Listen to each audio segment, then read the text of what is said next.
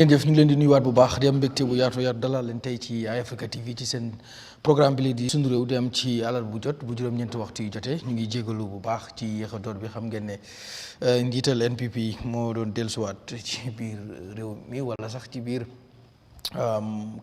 bi gannaaw bi mu jógee si dex bi moo tax suñu ges bi xaw a tardé tuuti tey suñu ges bi nag min ngeen ko lool ci kër gi waaye tey soo gisee ñu def ko ges am na topic boo xam ne spécial topic ni ki ni leen ko diggee woon rek ne dañ ko bëggoon waxtaanee boo xam ne dañ ciy waxtaan lu yaatu muy lu jëm ci wàllu dépasse réew mi maanaam budget bi moom mi nga xam ne dañ ci bëgg a waxtaan lu yaatoo yaatu moom mi nga xam ne tamit nag makoom la maanaam économiste la xelam màcc na ci wàllu wi su ko defee nag ñu mën a waxtaanee mbir mi li nga xam ne moom leen nattal mbay mi nattal ko li nga xam ne mooy pàcc mi ak njàng mi ak yeneen pàcc yi nga xam ne bu ci nekk natal nañ la li nga xam ne moom lañ xaymagum ndax estimate budget la assemblée bi war nañoo def seen tey sax door nañ ko su ko defee nag ñu mën a xool lan lañ ci bu ne lan lañ ci wàññi wala yokk ak yooyu yëpp ba keroog ñu koy approuve nag nga xam ne moo war a doon lu réew mi war a dépassé ci at mu ñu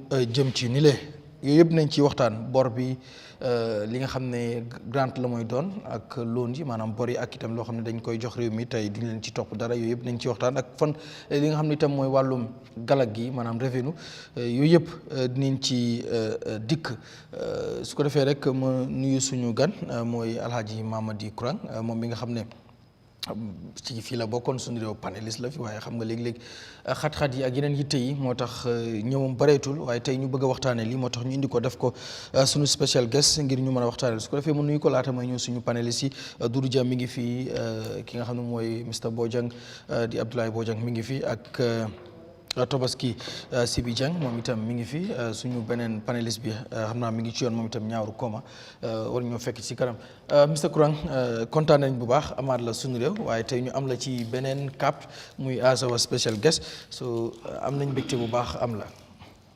asalaamaaleykum jërëjëf Garmi di la nuyu di nuyu suñ fans yi ak déglukat yi yëpp suma co-panéliste yi Sibi Bojang and small wajitam. So I'm very happy to be back. Kontaan na pour delluwaat di jàkkaarloo ak yéen this time not as a panelist but then as a special guest. Yes. Comme ni nga ko waxee to focus on the budget. Yes. Pour discuss affaire budget bi budget moom fa nekk loo xam ne alhamdulillah but it's very important in the life of a country because so a government sa ene as a government or as a people luñ eneel suñ réew mi yëpp si budget bi lañ ko mun a reflecté so comme ñun in accounting nuñ ko dee waxee dañ dee wax ne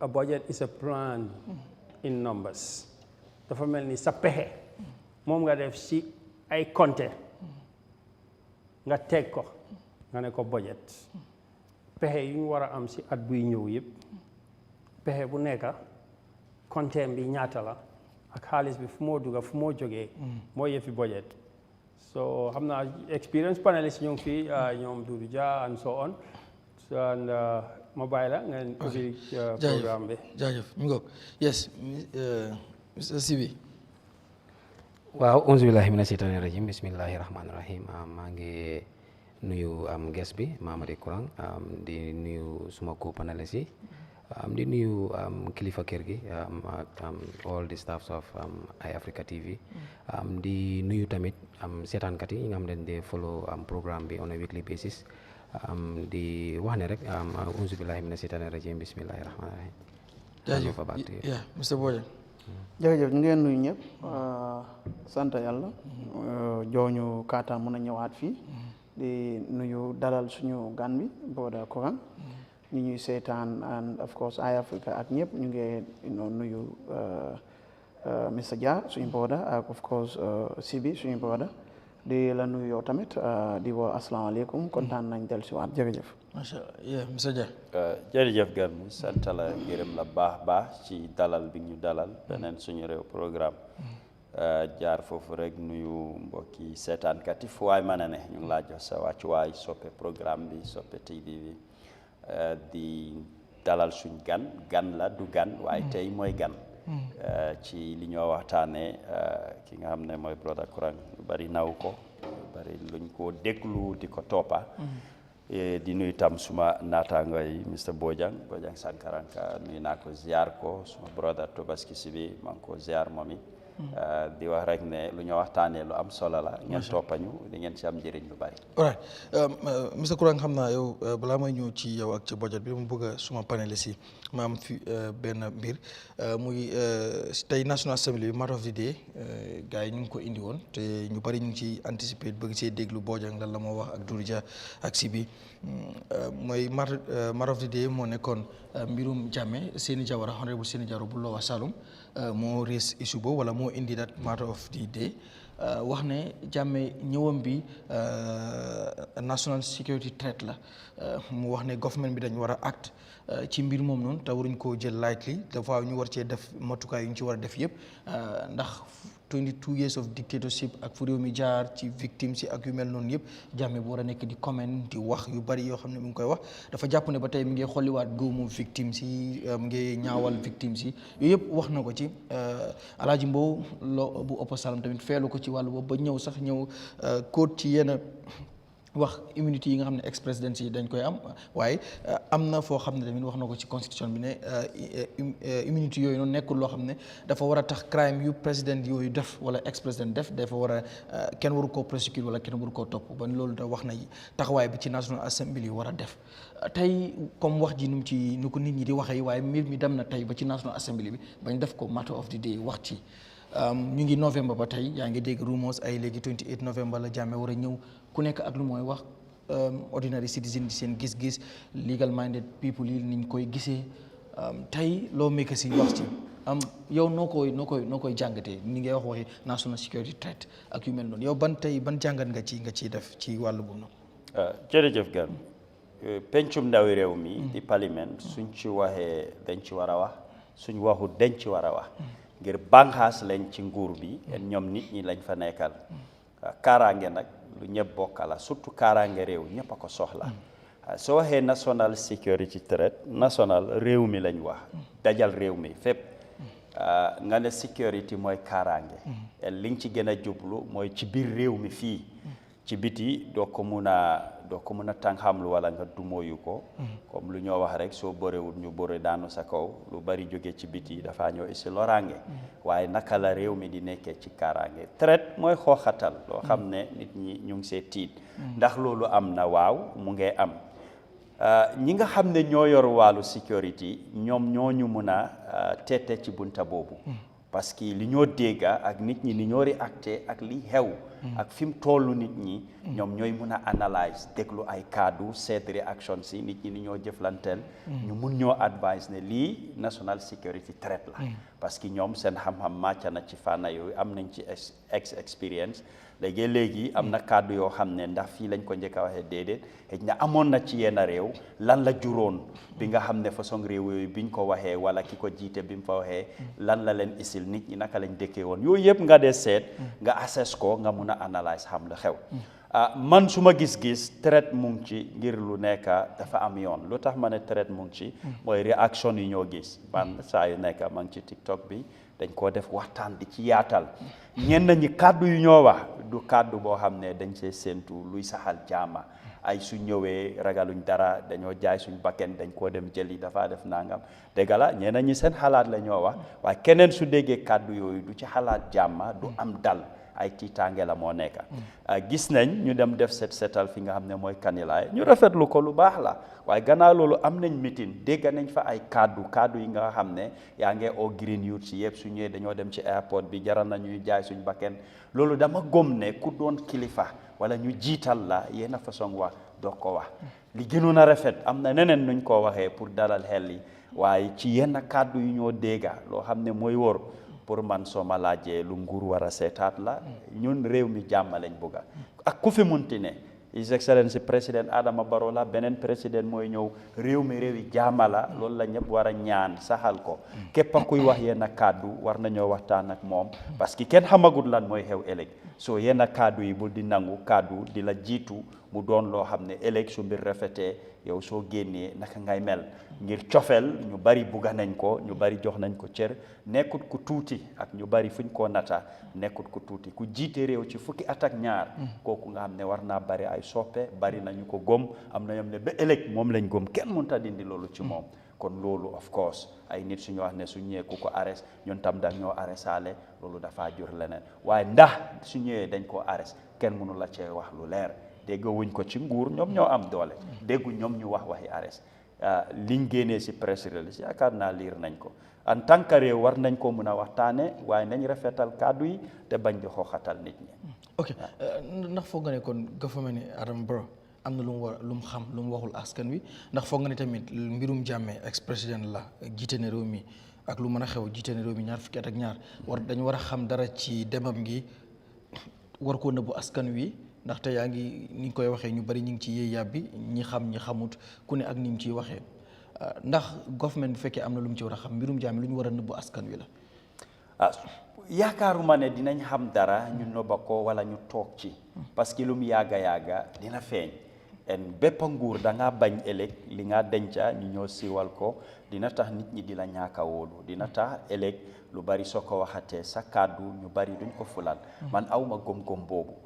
li ma gëm mooy ne pour ñëwam fii kenn mënu ko tere du ñëw ci réew mi juddu réew mi la loolu doo mën a wax ne du fi ñëw déedéet am na right pour mu ñëw waaye nguur tam moo fi toog kenn du jóg xëy rek kër béréb boo xam ne am na koo xam ne moo ko jiite loi dafa am kum jox doole mooy président Adama Barrow moom rek moo fi am executive powers gannaaw moom kat moo ko am kenn te ñun suñu réew suñu waaru kaaraange fu mu toll dañ ne li nga xam ne mooy soldaar bi ñoo xam ne mun nañoo aar réew mi fii ak li ci biti ñu ne président moo ko jiite waaye ci gàttal sax bépp loo xam ne waaru kaaraange la moom moo ko jiite parce que ñi fa nekk moo leen fa teg soo buggee waroo ak moom mun na la faa génnee mu teg fa keneen kon nañ wax ne kaaraange ci réew mi yépp moom mooy ki ko jiite ak ñu bari ci waawam la ñoo dox da dépôt na luwaa dépôt wut ak luwaa loolu des na ci lu xew ñu jéem ko lijjante gis nañ ko fii ci réew mi gis nañ ko ci yeneen réew waaye am nañ doole bi nga xam ne lu bari suñ la sante dañ la dee mën a defloo ay mbir kon man dama gëm ne mbiri diplomatie daf ci war a jaar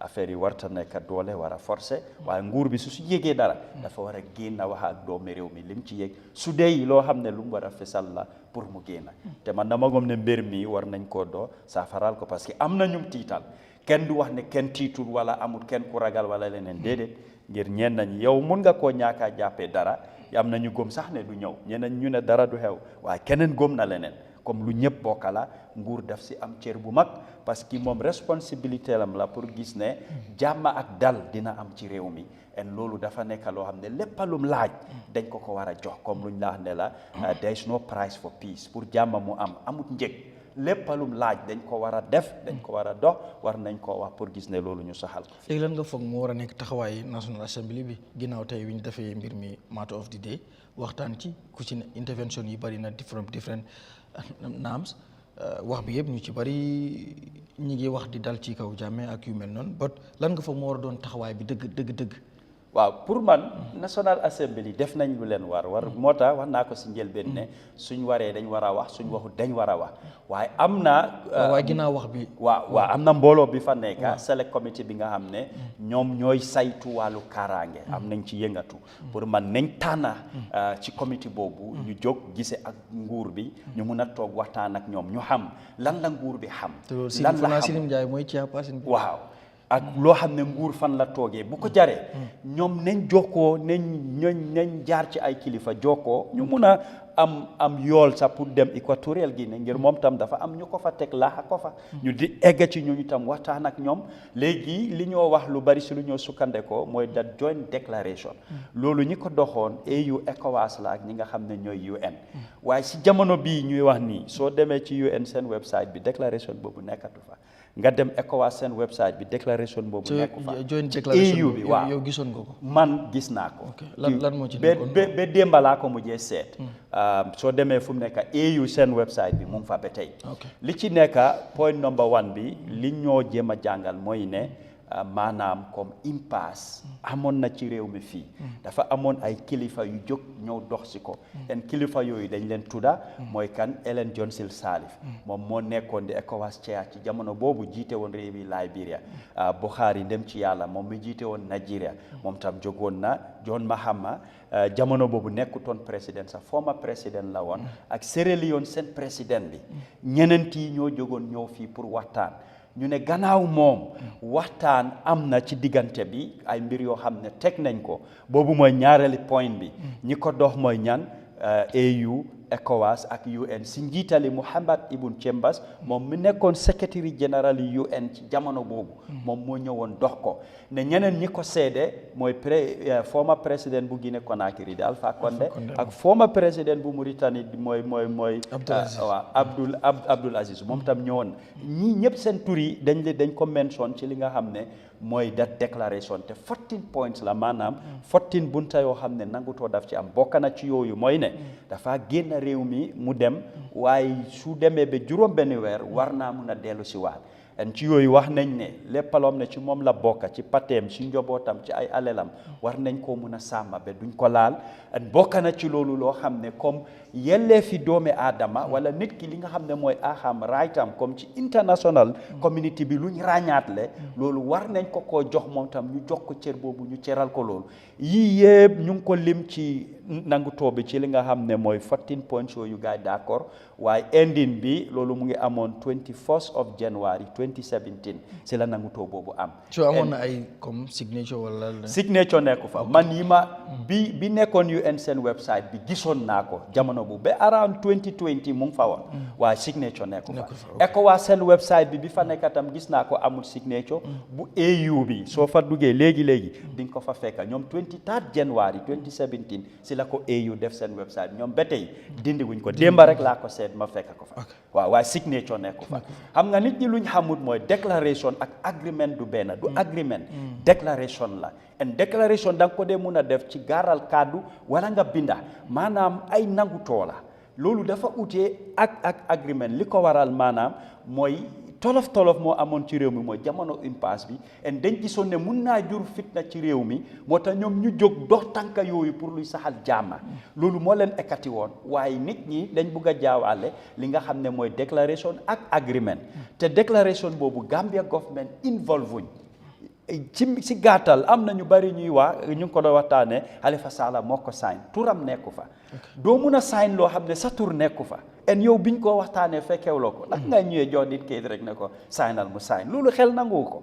moo tax soo demee ci website bi ñi ma la jox nii seen tur ñëpp mu ngi fa léegi naka la Halifa di signé loo xam ne turam nekku fa loolu meegul seen sax all right Mr Bojang comme tey matter of the day moo nekkoon mbiru Jammeh tey moom xam naa ne even parliament bi tey moo nekkoon matter of the day but loolu moo nekk matter of the day ci réew mi yëpp because of nit yi ñu ngi koy waxtaanee foo dem ku ci nekk ak nu mu ciy waxee but boo gisee tey ñu indiwaat ko mooy parliament bi dañ ci wax naam si dañ ci wax ci yu bare bari ci ñëw bi ki nga xam ne moo raise issue bi sax mooy honorable Seni Jawara member for Lower Salum wax ci yu bari wax ne government dañu war a act tey National Assembly ndax ñoom ci wax kese lañ war a am wala ñoom am nañ ci rôle ci nan la war a Jammeh war a ñëwee su ñëwee dañ koy topp dañ koy nangam ak nangam ban taxawaay nga foog ne moom la ci National Assembly war a am ak tamit government bi ban taxawaay la ci mën a jël su ko defee nag nit ñi war a mën a xam mbirum Jammeh lan moo ci xew dëgg su ko defee nag nit ñi war a mën a dox ci seen yeneen activités.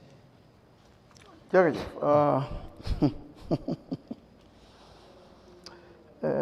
government bago serious Jammeh they are not serious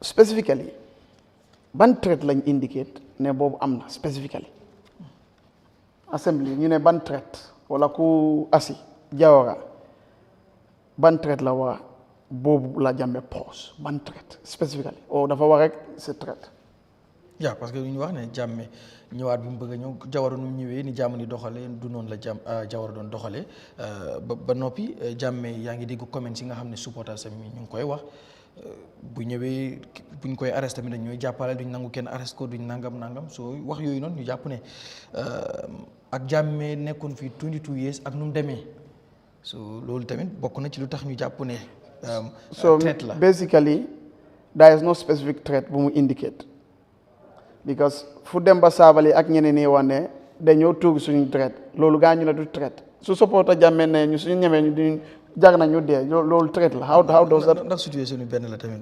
it is politics nani advisor to the president mu ne politique la Yahya Jammeh lu mu wax ne ko dara de politique la ko ni it's not at the court or this politique la di so gis nga lii moo tax ma ne gars yi serious ñu ñii they are not serious moo tax Gambia whatever the situation we should get these people out léegi let's come to the cause of the matter Garmi déclaration dugg na fale génn na fale dëkk bi lu ko amee du déclaration dëkk bi lu ko amee mooy constitution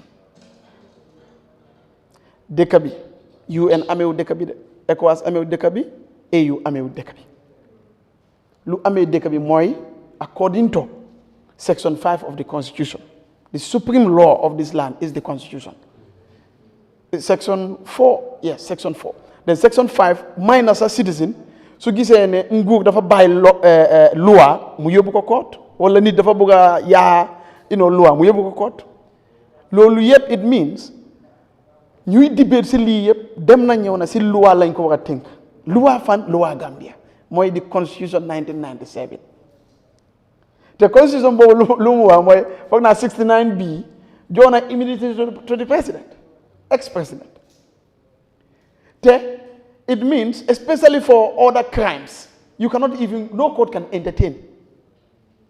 No court can entertain. You come to even the criminal aspect.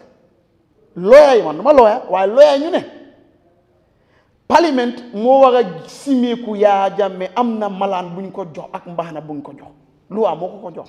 Bala nga mëna def dara ci Yahya Jammeh, ex-president, lolu fokk mu jéna.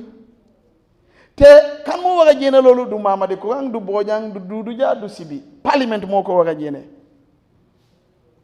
parlement boobu ñu ne two-thirds so compté is around 39 votes meaning 39 members must say yes MPP don't have the number with the alliance itself NRP amuñ ko they will need UDP totally most likely so ñii ñuy waa ay traite la ay lii gis nga lan mooy traite mooy nga am nguur bu nga xam ne war na liggéey lu mu war a liggéey démba nangu ko liggéey ba tey mu ngi yu xam nga ne sa doom bi am na feebar nga ne doo ko yóbbu lopitaan ba doom bi bugg a dee mu ngi gas for air nga ne da ngay dem lopitaan di yu nga ne nit ñi ñu ñëw ñu ne la waaw yaa ngi try loo try lan mooy traite mooy nit ku xañ Gambia pour mu dem kanam nit ku xañ Gambia pour mu am karange loolu yëpp soo ko gisee Barrow def na ko moo ko jiite so Barrow is more a threat and the National Assembly itself is more a threat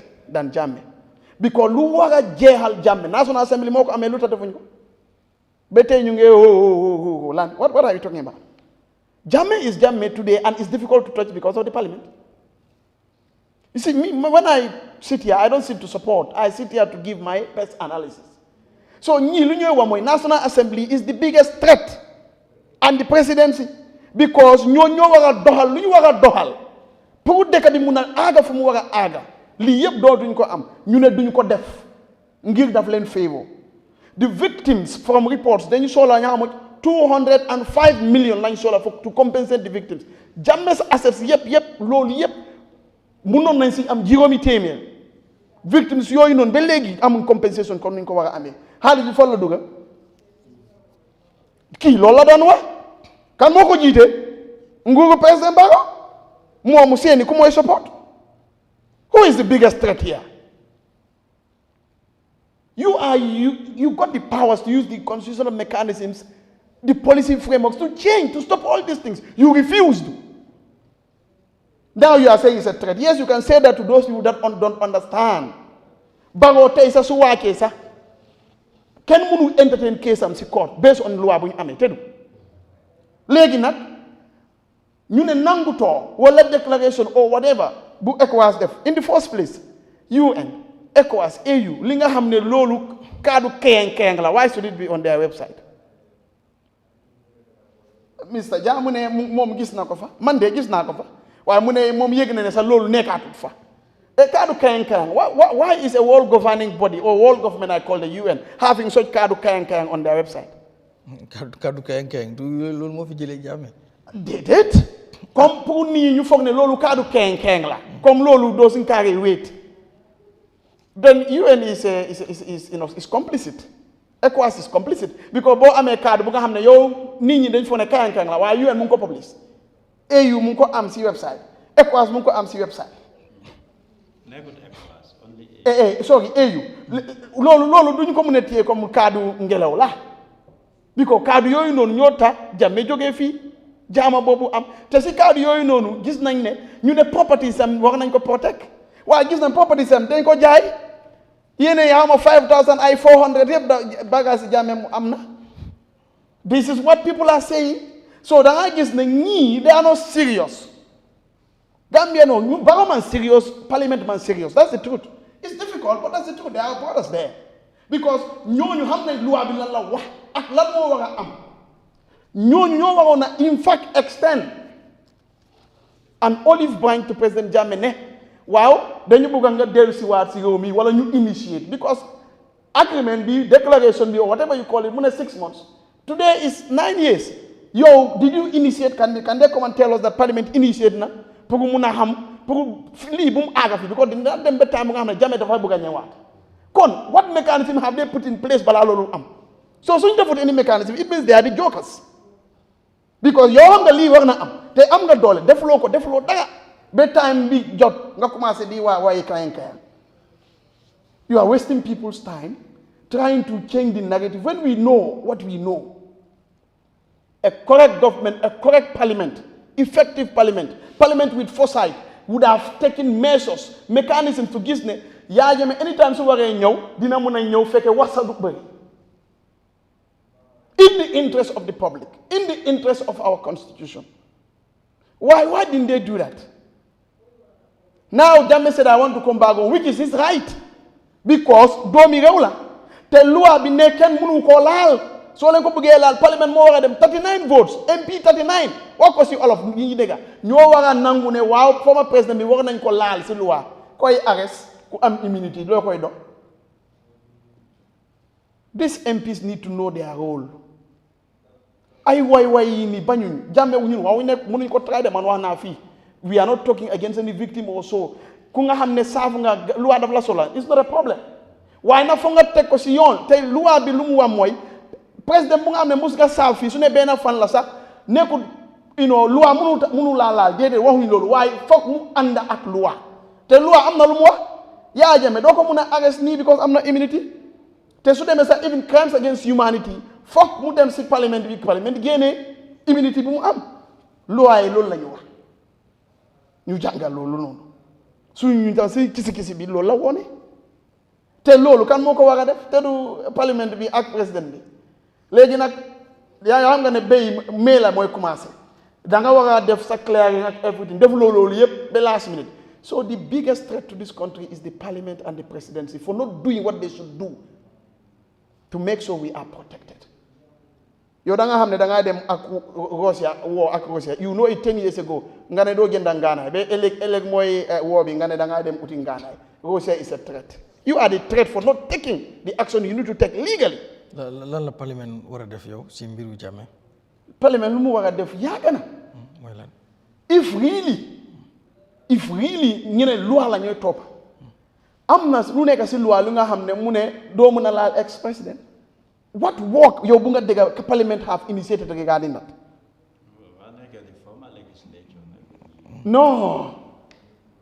Any parliament, it doesn't have to be the former that should take that out. No, we're talking about the 6 months here. The former legislature. Now, government is continuity.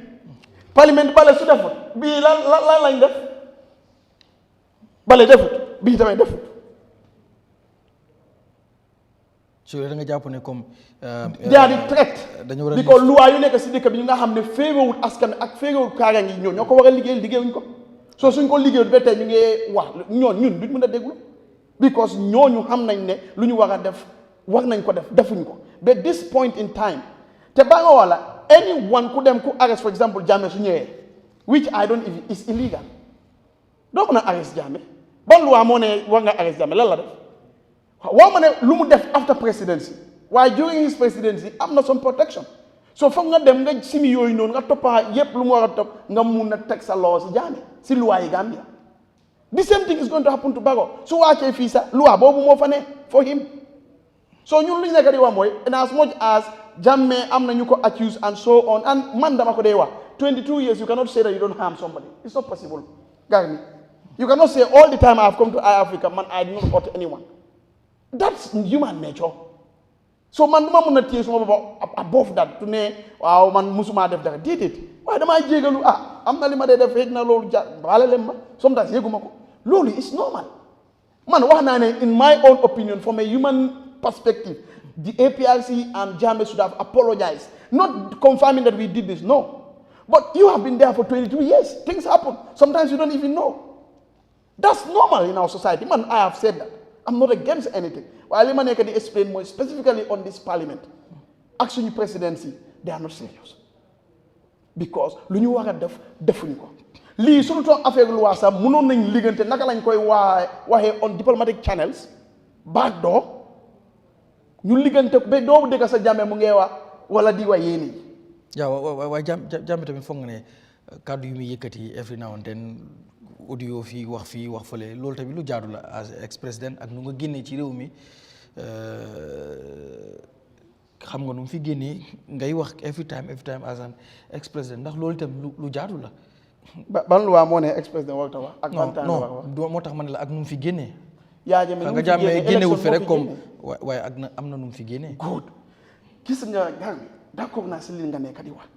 yaa Jammeh lu ko génnee fii bokk na si déclaration yooyu noonu. yaa Jammeh lu ko génnee si bokk na si ok sa alal duñu ko laal sa alal waaye déglu nga lead council si parlement bi mu ne yeneen assets yi dissipation mooy Bensouda Ami Bensouda yaayi Talib Ami Bensouda waaw mu ne ñu ngee yaawu te si boobaa state bi su ne it will be determined the state bi moo ko moom dafay nekk losses to the state su ne is also determined ne Yahya Jammeh moo ko moom dafay nekk Yahya Jammeh moo ko moo tax ñu jaay ko some of the that was part of the arguments yi mu def léegi nag gars bi su ne yow loolu mu ngi fa what was the barrier between Yahya Jammeh and Obiang and Gambia government yan matuwaay yan jéego lañ jël to make sure yii nii yëpp waxtaane nañ ko ñu xool lan lañ ko war a lifin ba loolu yëpp mënut a am we are not saying the victims should not have waaye lu tax ma ne they are the biggest threat victims yi am na ñu nga xam ne dañ dee ak mer because lu ñu yaakaaroon si nguur bi amut te nguur bi jaay na assets yu nga xam ne assets yooyu noonu these people according to reports 205 million rek lañ soxla Gambia to compensate all the victims. How much did the government give? They went squandered all Jammeh's properties. You call it Jammeh's property because that's how Parliament is also calling it.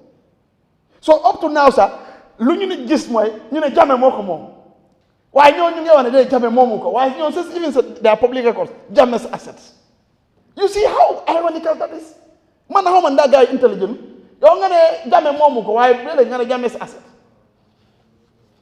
te yaa ngi koy jaay te Jammeh jowu la approve. I cannot understand what we are doing here.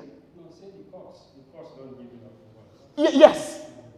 Because already it's not a matter that is determined by the court. Wow, Lee more hell actually.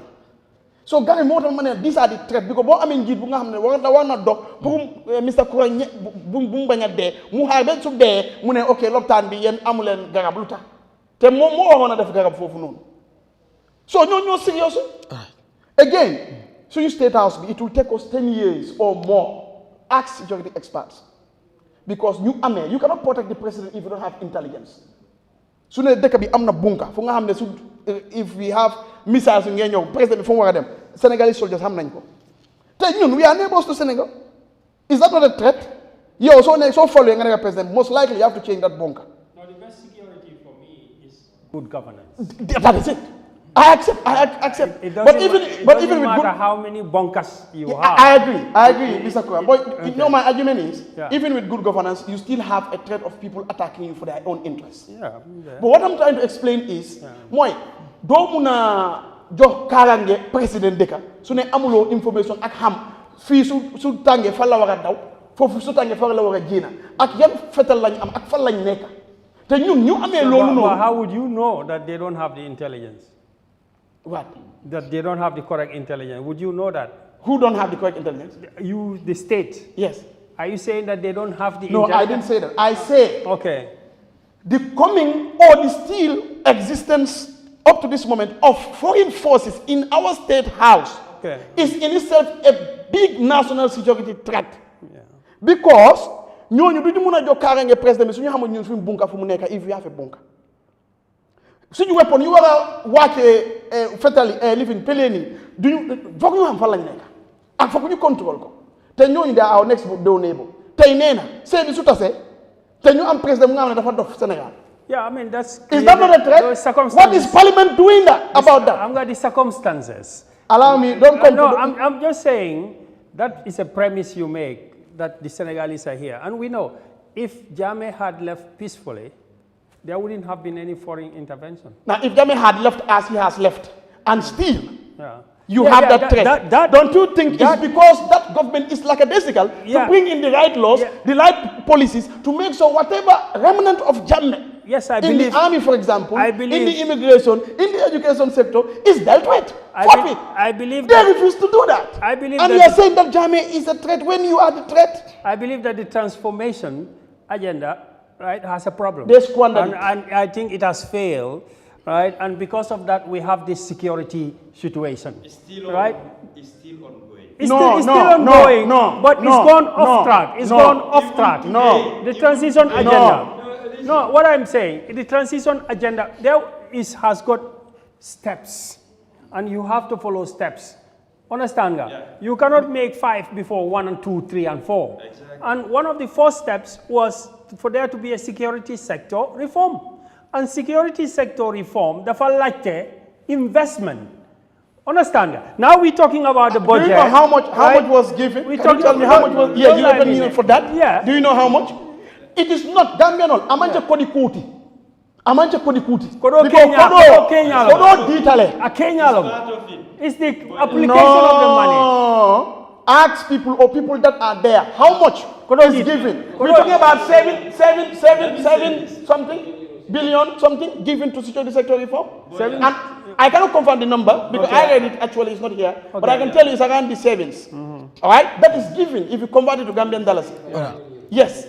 For security sector reform. Yeah. Yet our police cannot have a mere camera. That's why our police, you go there for them to arrest, you have to pay a town trip. Yeah. And MPP has more cars than the police patrol unit. You are telling me, oh, it's a process. Which process? All right. We have seen people here who attempted, according to them, no, for me clearly, then you put def coup d'etat. How long did it take for them to try those people? I'm responding to him. I'm telling him that it has... Do we have to die for that process to get complete? Do we have to meet? And I know you want to talk, but when you there, so you set in your time, the process you are complete. No, one Garmi, how many laws has Barrow brought in for protection of him, Barrow and his people? Many. Please. But why did they bring this ones? So the biggest threat in this country, Gambia, 1 hour legi. Gambia, Moy President Barrow at Parliament because they def sen liggéey. All right. Loi am na lu mu wax. Nekkul man li ma wax ak keneen déedéet loi am na lu mu wax sin biir Yahya Jammeh. All right, thank you. Kon loolu la ñu war a def. Suñ deful loolu ñoonu ñu ngi daaneel kaddu dëkk bi yëpp. So the threat is Parliament, the threat is President Barrow. Okay, jërëjëf. Dudu loo bëgg a balaa ma dem si. leeral rek soo déggee ma ne ongoing process la man maa ngi si interparty committee bi. am nañ training on SSR. UNDP ñoo ko finance. tey rek laa jógee ci International Conference Center bi Sir Dawda Kairaba Jawara security yi ñu ngi fa woon ñu ngi doon am training jeexagut soo déggee ma ne process la amut fenn fu government génnee ne announce ne jeex na moo tax ma ne is still going and international partners yi ñu ngi cee def seen loxo ñu ngi cee dugal seen xaalis just today. No, what I'm saying is it takes you 8 years. Exactly. 8 years just to start. I mean, you are still in nursery. For the security sector reform. If you're talking about planning and workshop, by now we should have been in the implementation stage because it's so critical, Garmi, right? When we come to the budget, you will see, right? Yahya Jammeh will come or will not come, I don't know. I don't know. But I think that reasonably, Yahya Jammeh do sani bopam into something that looks like fire. You know, it's no profit for him at this moment. what I think is beneficial is a kind of a negotiation, whatever that will be. I don't know what that will be. Why foguma ne Yahya Jammeh dina sani bopam ci lo xamne mom dina ci lor. He is a president, he is an ex-president. He is not just an emotional, he knows the macro environment. Exactly. Right? I understand the menkatama santo and the menkatama duma. So therefore, he's not going to take reckless risk. I know that for sure. But security is not only about actual, young comprehend. It's also about the perception of the people. Lu nit ñi dekk di xalaat dafa important. Lu tax mu important parce que nit ñi lu ñoo xalaat dafay affect seen jëf-jëf ak lu ñoo def ak lu ñoo acté. Understand nga? One of the main problems of this is investments. The economy daf ko dee affect. Gis nga impasse bi xeex amutoon yëfi perception la ak xalaat ak wax bu ñaaw loolu moo indi nit yi enu seen bagage yi daw loolu xam nga lum ñu cost the tourists ran away. We had some jet fighters in the air. Okay, fine, we had jet fighters in the air. Yeah. But it's still the same when people are, also acting and then, doing other things that, is coming and the government is saying, making preparations, extra security at the airport. It still same moves. But what be more in those moves? Compranga? What is not good for the economy. The fight of tourism down. The fight of foreign embassies in you issue travelers warning. Lolo hamga fan la mo em sun post bi fa la mo mujé. Si marché bi fa la mo mujé. So du wax warat rek na Gambians fogne is for entertainment. It's not entertainment. It's not even a threat to your life. It's a threat to your pockets. Because anything bo hamne da fay destabilize and make the minds of the bankers and the investors and the foreigners shaky. Is going to make your economy shaky. And anything that makes your economy shaky is going to make prices more expensive. So an ex-president outside saying threats and other people acting on it and nothing happening, the government is relaxed, because I'm not only saying that wahumane, what Yahya Jammeh diamuta mansa kunda fana wuli yela broadcast information. No, amanke ko inyanta deal with that way. They have to implement the plans and the policies to stabilize the country security-wise and stabilize the economy. And this burden is on President Barrow and his government. Mr. Sibi, pare yow nga doog a clarify because Sibi tamit mu ngi déglu lu yàgg. Yeah, Mr. Sibi.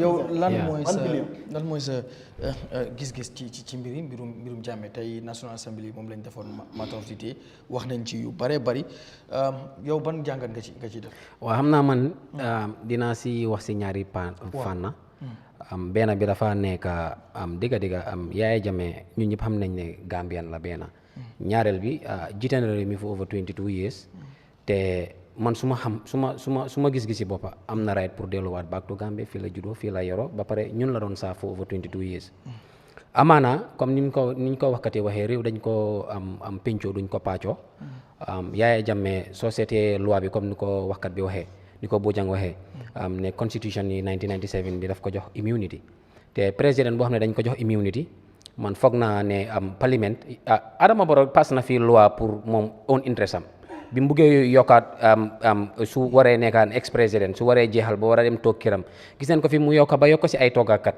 ba previous président Sararo Kairaba Jawara foog naa the same law was already there ñu ko doon government bi daf ko doon fay salary jox ko drivers oddly ak ñaari moto pour household bi ak security so moom bi mu ñëwee mu gis ne moom dëgg la moom lekkam dafa yaatu gis neen mu kéeta ay ñaar ba ñetti toogakat ba si ay gardina ba si su waree tukki da war a jël vacation loolu yëpp government bi moo ko kéeta fo so why is it that TRRC bi victimes yi ba léegi seen góom yi ñu ngi tooy wawagut lan la si nguur gi def bot bi mu ñëwee si interest yi Adama Barrow si saa si dañ pass loi boo xam ne moom su waree su demee ba war a jeexal taamam o mu war a lose election mu war a nekk ne ex président gis nañ ne dépassam si loolu la gën a amal solo so daf laa woon rek ne ban type of individual o ban type of government lañ am ñoom faalewun nit ñi ñoom seen boppa la ak ñi leen sóoraan so second mbir bi mooy garmi li ñu njëkk a seet mooy kan mooy Adama Barrow ak government tam ba fa sangi government la am ñun ñëpp xam ne coalition government la te the only threat man bu ma gis mooy xam na ne Yahya Jammeh su ñibbisee APRC pàccoo bi yëpp du amaat te loolu traité NPP la not the country man su ma gis-gis because koo xamante ne ni ex président nga you are not giving command to the army you are not giving command to the intelligence you are not giving command to the police force kooku naka la nekkee traité man loolu laa mënut a understand ba léegi. maybe 22 years yu mu fi def. waaw dinaa ñëw waaw am na foo xam ne d'accord naa see suma broda Doudou Dia muy ne yëngatoo bi mais bi Yahya su waxee Barrow dina tiit ak ñeneen yi man su ma gis-gis because man waxi Yahya Jammeh yëngaluma because xam naa ne doole bi mu amoon amatu ko Gambie ni bi ñu sànnee karta 2016 doole bi ñu ko joxoon yëpp dañ ko foxati si loxoom ex président la su waree ñëw sax sécurité am président bi toog ni moo ko war a provide al security so kooku man daf maa jaxal ba mu façon ngi traite la war a post to this country ñaareelu mbir mi mooy Yahya Jammeh gis nañ gars yi APRC jël flags di ko takka si polls yi man bi maa nekk si youth wi nga UDP bi li ko dooree Johnson Airport ba Westfield maa daan jiite ñi daan takka flags yi police mu su ta ñëw ne ma ana sa permit ñu gis ne ay ndawi APRC yu demoon di takka seen flags yi ñu arrest leen for what reason ñu ne naa laajtee permit man musuma dégg si biir Gambie fii ne soo waree takka flag da nga soxla permit so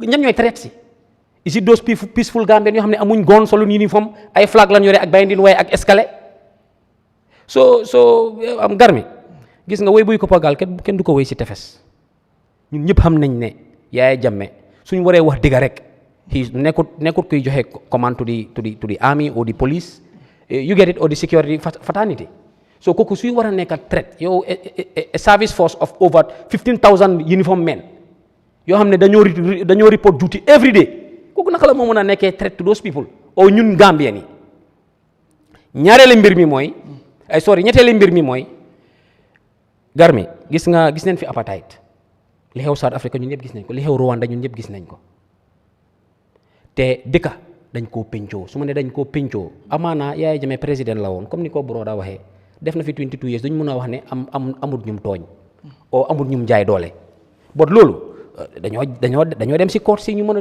loi bi détermine kan moo tooñ ak TRRC bi naka lañ ko dee waxatee witnesses yi wax te buñ fàttee suñu loi bi mu ne hearsay du evidence de luñ dégga yëpp dama dégga dégguloo kenn mu ne Yahya Jammeh moo ma jox ordre ma dóor bal kenn dégguloo kenn mu ne Yahya Jammeh moo ma jox ordre ma rey fii ñi fi wax ñëpp let's go to the bottom of things fii ñu fi wax ñu ne kan moo leen jox ordre tumbul tamba ana tumbul tamba questions yooyu la ñu war a laaj ci suñu boppa ñaareel bi dañu war a reconcile Yahya Jammeh doomi réew mi la. ndax reconciliation mun na possible without justice. non reconciliation du mun a possible si gannaaw justice. ñun ñëpp xam nañ loolu laa xam man reconciliation du mun a am si gannaaw justice but government bi steps yi mu waroon a jël Garmi government bi jëlut that steps jaay nañ fi alal Yahya Jammeh ñu ne bu victime si la ñoo compensate fan la mujjee gis nañ fi bu OIC waree ñëw 2 days ñu dem jënda ñaata moto ñaata billion 1.2 billion plus benn SUV ñu dal 12 million dalasi but victimes yi nga xamante ne ni ñoom ñoo doon sofa ñoom lañ doon dóor ñi deesi ñeneen ñi faju sax mënuñ ko dañ leen doon resolve fond pour leen a fayal ñu dem faju ji Garmi na leen wante dëgga man dama gëm ne Barrow moom mooy problème yi réew mi government tam moom mooy threat to this country because fu doon ne lu mu waroon a def na ko security sector reform bi su ko implémenté woon ni mu ko waroon a implémenté Garmi li mu waroon a defa Yahya Jammeh su ko defoon ak victimes yi jaaree ko si bis victimes yi seet naka la moo réconcilier victimes yi ak Yahya Jammeh su fekkee dina possible man gëm naa ne that was the right direction but tey su fekkee Yahya Jammeh dafaa ñëwaat back to the Gambia he has the right to do so secondly constitution bi fi nekk moo ko jox immunity amul benn court boo yóbbu Yahya Jammeh bugga koo attest yi 22 years yi mu fi toog Adama Barrow mu la gën a xam loolu soo gisee mu def coalition ak APRC moom xam na moo tax lii yëpp waa APRC bi mu defal coalition boobu àndut ak Jammeh léegi. non xanaa loolu after la bi pàccoo bi amee ba léegi te bul fàtte te buñ fàtte Garmi buñ fàtte Garmi am na loo xam ne buñ ko fàtte am na loo xam ne buñ ko fàtte te wax nañ ne dëgga ñun dañ bëggoon Yahya Jammeh mu dem wante ñun système bi ñu fi amee ba léegi Yahya Jammeh mu ngi fi kan mooy speaker of the National Assembly kan mooy deputy speaker kan mooy chief of defense staff kan mooy CDS wante dëgga wéy buy ko pagal kenn di ko wéy si tefes suma borom fan boo ko toon si ñi li fi noonu ay Jawara bokkutoon si force coup bi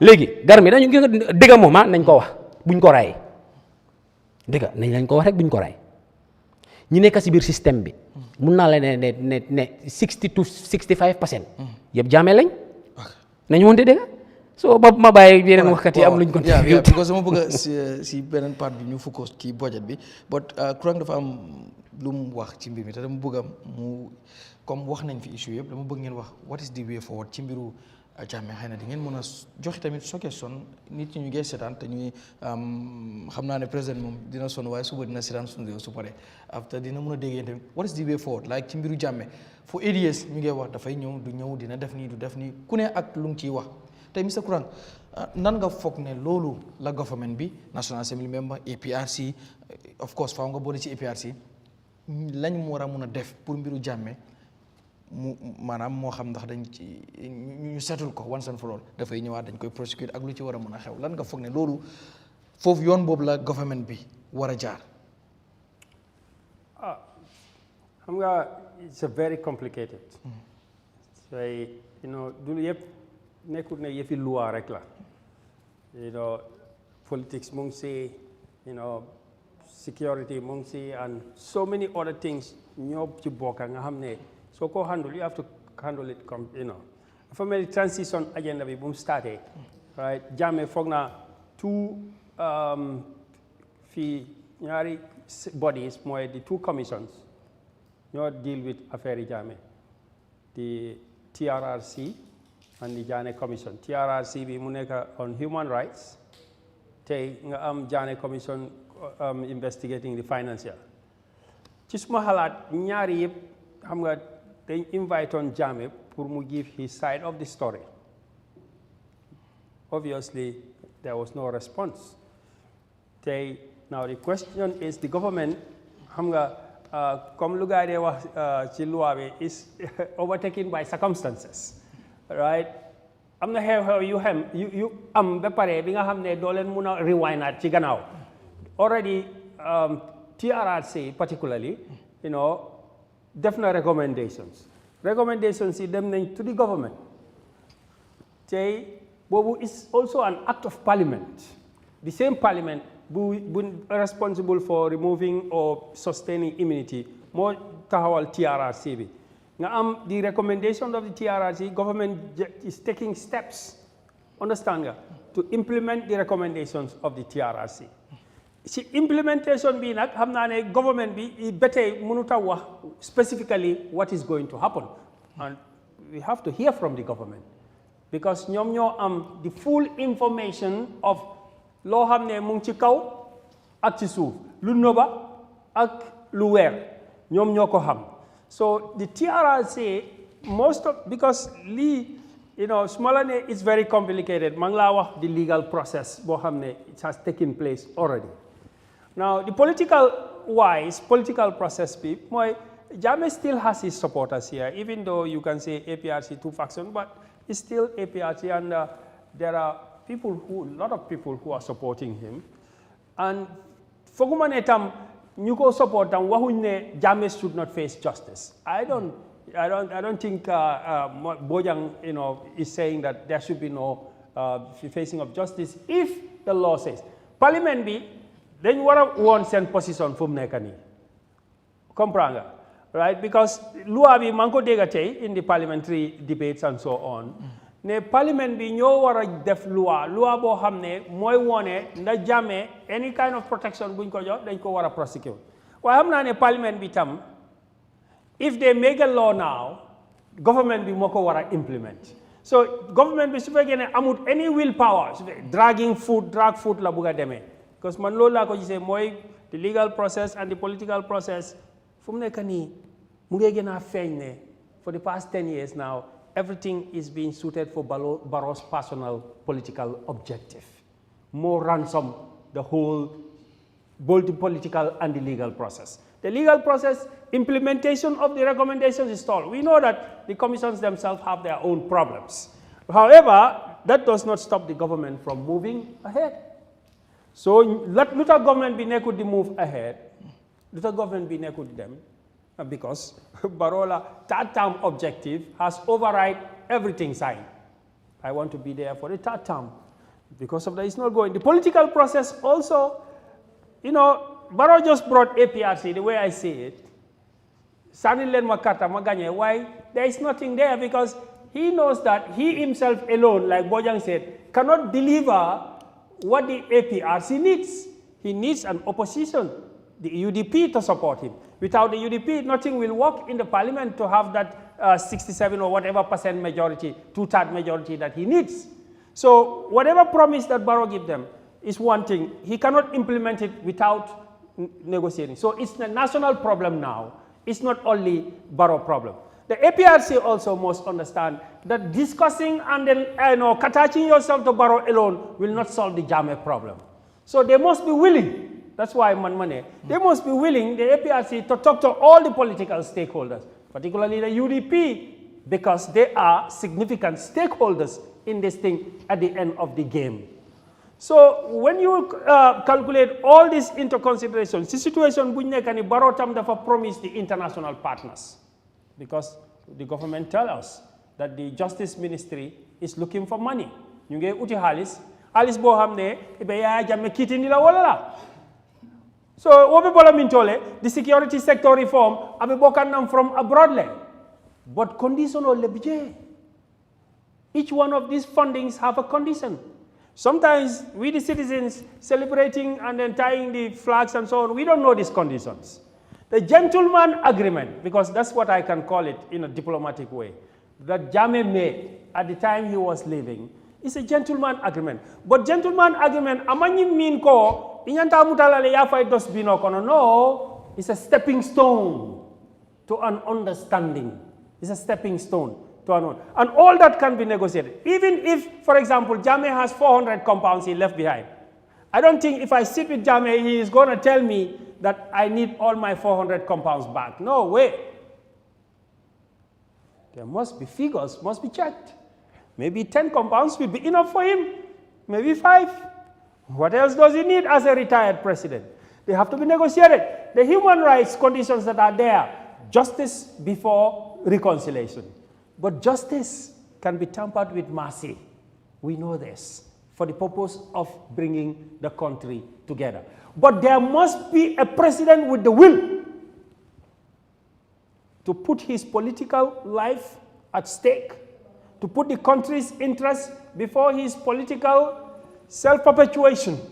Because with Barrow's self-perpetuation, abe kole ala bakele pour Yahya Jammeh in peace. Because Barrow's self-perpetuation, number one, look at what happens. The 3 years, he put it aside. So he is kicking the can down the road. 5 years, he said, I need 10 years. 10 years, 2 terms.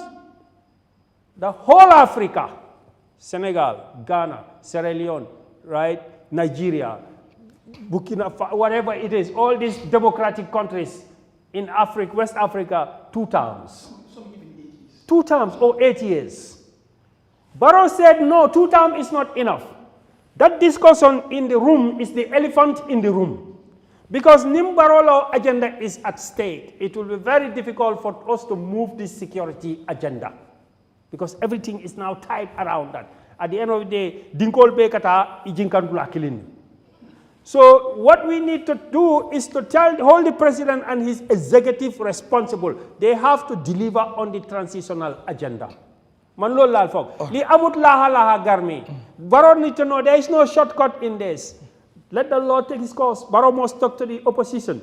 And then now when he comes to talk to the UDP, they will tell him, constitutional because yesing lo akan ekate tambila because of time limit. Sa ina ta ko Jammeh belong all discuss to satisfy the APRC and Jammeh. Atekela tit for tat, quid pro quo. So what we are saying is that Barrow nyantalon naloko dukutileka dakati bondi. He needs to put the transitional agenda on top.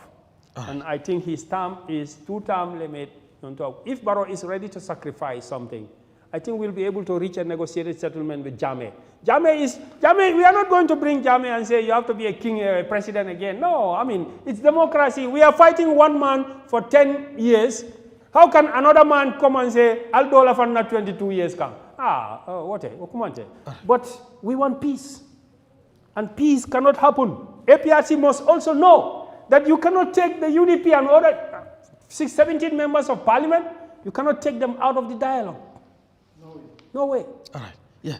Mr. Jack, just quickly, like, what is the way forward ci mbiru Jammeh, because nag mbir mi yàgg na ci wax dafay ñëw du ñëw ak ku nekk ak gis-gis bi nga xam ne moom tam lan nga foog léegi moo war a nekk di way forward moo xam government bi la comme ni ko Kurang waxee yeneen political parties yi APRC yi yëpp victimes yi pour ñu gis na xëy na mbirum Jammeh moom doon na loo xam ne setul nañ ko. waaw xam nga ñun mun nañoo joxe suñ xalaat mun nañoo joxe suñ opinion waaye Jammeh ni mu génnee fii ñun fii la ñu fekk luñ fekkee la sànni nañ karta nangu na benn fan ñaar ñu ne njuumte am na mu génn ne nanguwut dafa waxoon sax ne election si is null and void ñu ñëw woon ko ne ci luwaa yow amuloo doole boobu IEC ñoo yor wàllu election bi yow yaay decide loolu ñu def pétition pour jooji si ñi nga xam ne ñoo nekk Supreme Court ñu ñëw ECOWAS jooji si seen dëkk yi bloc leen benn jooj moo fi nekkoon so ñun ñëpp demoon nañ ci court house bi at the time ruling bi amul ñu jógee fa dem state house ñu tasaaroo ñibbi dañu waxoon ne dañ ko ajoon ñu di ko dox waaye pour won la si bés yooyu ni mu fi génnee mun naa la ne comme njiiti ECOWAS ñi ma la konteel ci ñeneenti président yi buñ ñëwee waxtaan ak moom mënuñoo d'accord diggante bi neexul ci dem si yàlla Buhari ak Jammeh soldaar yi ko fekkee wax nañ li nga xam ne moo fa xewoon ñooñu dem ñooñu buñ demee dañ dellu si waat di second time dellu si bi second time bi mooy lan naka la ñoo fexee His Excellency président Adama Barrow mu génn dem attend ECOWAS summit bu xawoon in Mali waro ñu nangu mu jël pileen dem fa bi mu fa jógee la continuer dem Sénégal after loolu Ibn Chambers dafa njëkk a ñëw bi mu ñëwee mayuñ ko benn access maanaam dala luñ ko yaataluñ ko mu dellu bi mu delloo ñana ñëw mooy Guinée ak Mauritanie seen président bi ñoo ñëpp pour lan dox jàmm lu tax ñu doon dox jàmm mooy Buhari bi mu delloo ECOWAS joxe nañ digal pour wane ne fu mu nekk dinañ use li nga xam ne mooy doole te worship moo ñëw dog ci ndoxi Gambie yi nawa waters worship loolu moo waral président yooyu jóg won ko ne mbir yi fu moo jëm ëllëg du dox en lu bari lu nekkoon ci booda bi ay nit ñoo ko doon vidéo di ko dugal social media loolu moo dawloo ñu bari en moo tax ma ne la ay jet fighter mu ngi doon naaw lii yëpp ñu ngi ko doon gis so at the 11th hour si lañ isi Mohamed Ibn Chambers ñu ooyaat ko mu ñëw loolu moo isi négocier ni this joint declaration man soo ma laajee loolu exit strategy la lu tax exit strategy pour jàmm mu mun a am at the party level ñun APRC def nañ demonstration pour Jammeh dellu si yóbbu nañ pétition ñu binda ECOWAS binda AU binda UN amuñ ci benn reply ba tey nii am nañ yëg-yëg ñu am xibaar ne Mohamed Ibn Chambers mu ngi fi ñu binda ko ñu dem meet ko Cape Point ci UN House bi man bokkoon naa si ñu demoon ci délégation boobu toog na ñoo moom waxtaan lu ñu waxtaan du lu ma ci media bi waaye dafa waxoon ne dina engage ñi nga xam ne ñooy authorities yi ci tànka yu mu doon dox nañ fexe ñu engage government of the Gambia loolu yëpp tam dara génnu ci moo tax ma ne la ñun suñ buggee wax dañoo wax lu ñoo wax sénégalais yi seen soldats yi buñ duggoon fii Banjul lan la seen commandant bi waxoon mu ne Gambie su xeexoon Banjul dootul nekkati du ñoom de that worship boobu dog ci géej bi ñooñu duñ duggas ñun ñëpp xam nañ worship lu moo def Gambia amul di fire power amul di weapons pour xeex ak loolu man ngi doon wër dëkk bi diggante airport Tontable Serekunda ba Banjul Sting Corner anti aircraft gun dañ ko fa mountoon beneen mu ngi woon ci airport bi loolu ma nit nettali de man maa doon wër gis ko fu soldaar yi jaloon ay saaku suuf ak yëpp fi réew mi doon jëm moo ñu doon arrangé à ce country Gambia amul dat resistance ne dina xeex ak ECOWAS the whole of West Africa AU mooy Africa ba mu daj UN mooy àddina yi fi xeex ak leneen loolu bu ko nit ñi xalaat the way forward mooy ne ci jàmm la fi génn mu dem nañ taab those authorities ñu engage government gis nga terms yi man fooguma ne Jammeh mooy dictate di terms déedéet Jawara musuta dictate terms yëpp Jammeh moo jiite woon dëkk bi buñ paree pour mu ñëw dañ ko yóbbu parlement passé bill ñu defar loi waaye Jawara dañ ko tegaloon condition bokk na ci yooyu mooy ne dafa noppaleku ci politique depuis mu ñib si fii ba yàlla jël ko kenn musu koo dégg ci politique soo du Jammeh mooy dictate di terms parce que du moom moo nekk in power. waaw moom faa mu nangu ne ex président la. exactly loolu moom munta ñaaka so nguur moo fi nekk te nguur bi even ñoom suñu amutoon di nanguto waaye nañ engage ECOWAS UN ak ñi parce que lu tax Gambia réewi boppam la waaw waaye toogalut boppam dafa bokk ci ay organisation soo xam ne international treaties ay protocole da nga am nangutoo et loolu foog nga respect ko loolu mooy tax ay forcé ak leneen doole bi sax nekku fa ñuy xalaat xeex moom nañ Jammeh su waree ñëw moom moo kan a xeex ak kan a ko xeexal nit ñi nañ bàyyi waxi xeex waaye pour mu mun a ñëw fii toog ci jàmm président bi fi nekk daf ko mun a wax ne ko ñëwal mu ñëw imma ñëw waxut la ñëwal nga ñëw dafa mel ni you are on your own lu la ci dal li la ci fekka loolu nekkul responsabilité. Yes, Bojang, just quickly pour ñu mën a jàll suñu main topic bi tey what is the way forward nan nga gis ne loolu lañ mën a setulee lii su ko defee réew mi mën a nekk dox ci yeneen ñu war a mën a noppalu ci jàmme ñëw ak du yooyu noonu. waaw jërëjëf comme ni ma lay waxee rek ñun kay dañoo masawu victimes yi man nekkuma fii for APRC I'm here as an independent individual te mënuma suggest anything that will dictate waaye suma xalaat rek laay wax te su laalee victims yi ñu xam ne it's not that man you know I have people that are also victims that I know personally relatives and so on so the best thing the president could have done was Yahya Jammeh alal bu mu bàyyoon fii the first priority should have been the victims setul ñooñu seen bills medical bills ak yooyu noonu ñu amul kër nga jox leen kër ñu amul jàngal leen nga def leen dara ci seen account that was a very first good fundamental step loolu su passé woon fekk ñëpp at least am nañ dara nekkul sa si xaalis yi dëkk bi de waaye Yahya Jammeh lu ñu assume ne moom moo ko moom ñu jaay ko then mënoon nañ ñu suñ social fabric because affaire bi comme ministre Kurang nu mu ko waxee is political social legal issue so mënoon na def loolu noonu then socially we are a religious country mënoon na use li fi nii yëfi kalante pol yi ak joolaa yi ak séeréer yi nga boole ne Supreme Islamic Council Christian Council ak whatever council su ne Baye Fall Council sax am na have a task force ñu dugga si ñooñu noonu wax ak Jammeh ak parti bi ñu jéegalu ñu dugga ne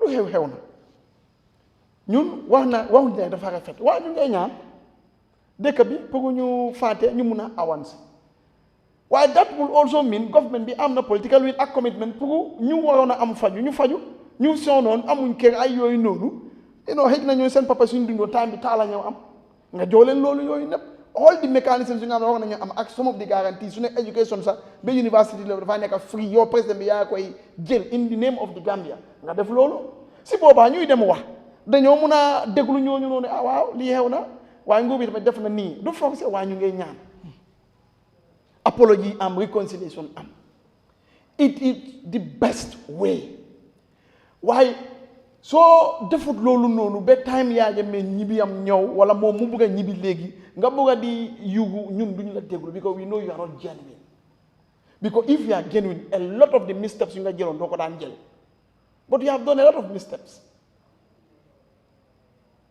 so Kurang lu mu wax lu mu fa nekk Barrow toogam foofu noonu lu koy def mu nekk foofu noonu ba 100 years moom loolu rek la mooy xalaat it doesn't matter where that is coming from loolu mooy threat to this country because da ngaa gis lu nga xam ne war na yóbbu country bi nga bañ so for me that would have been the best thing because victims in association bi li ma jot a riit 205 million lañ soxla pour compenser victims yi Yahya Jammeh central bank foog naa maa ngi gis si newspaper bi lu dugga from the what is sold from Jammeh is more than 1 billion te loolu tamit it is not even sold at salvage value on the salvage value lañ ko jaay li nga xam ne sax wanteer la wala may la ba léegi loolu mu ngi am over just a billion lu tax suñ ko jaayoon properly ñaata la doon war a nekka so lii moo tax ñu ne the problem to the victims is not even Jammeh now because Jammeh moom su ne lu mu def na ba pare ñu war a saafara loolu ak ñu prevent loolu mu war a ñàkk a amaat in the future su dul ñii sax ñoo deful seen liggéey so it should have been first compensate the victims Not compensate because Lua money compensate. No, you are taking a route to make so guy nga li Finland, then nga muna commencer wa. So that would have helped this process because we have the Supreme Design Council, the religious councils, and so on. That would have helped. Yeah, Mr. Sibi.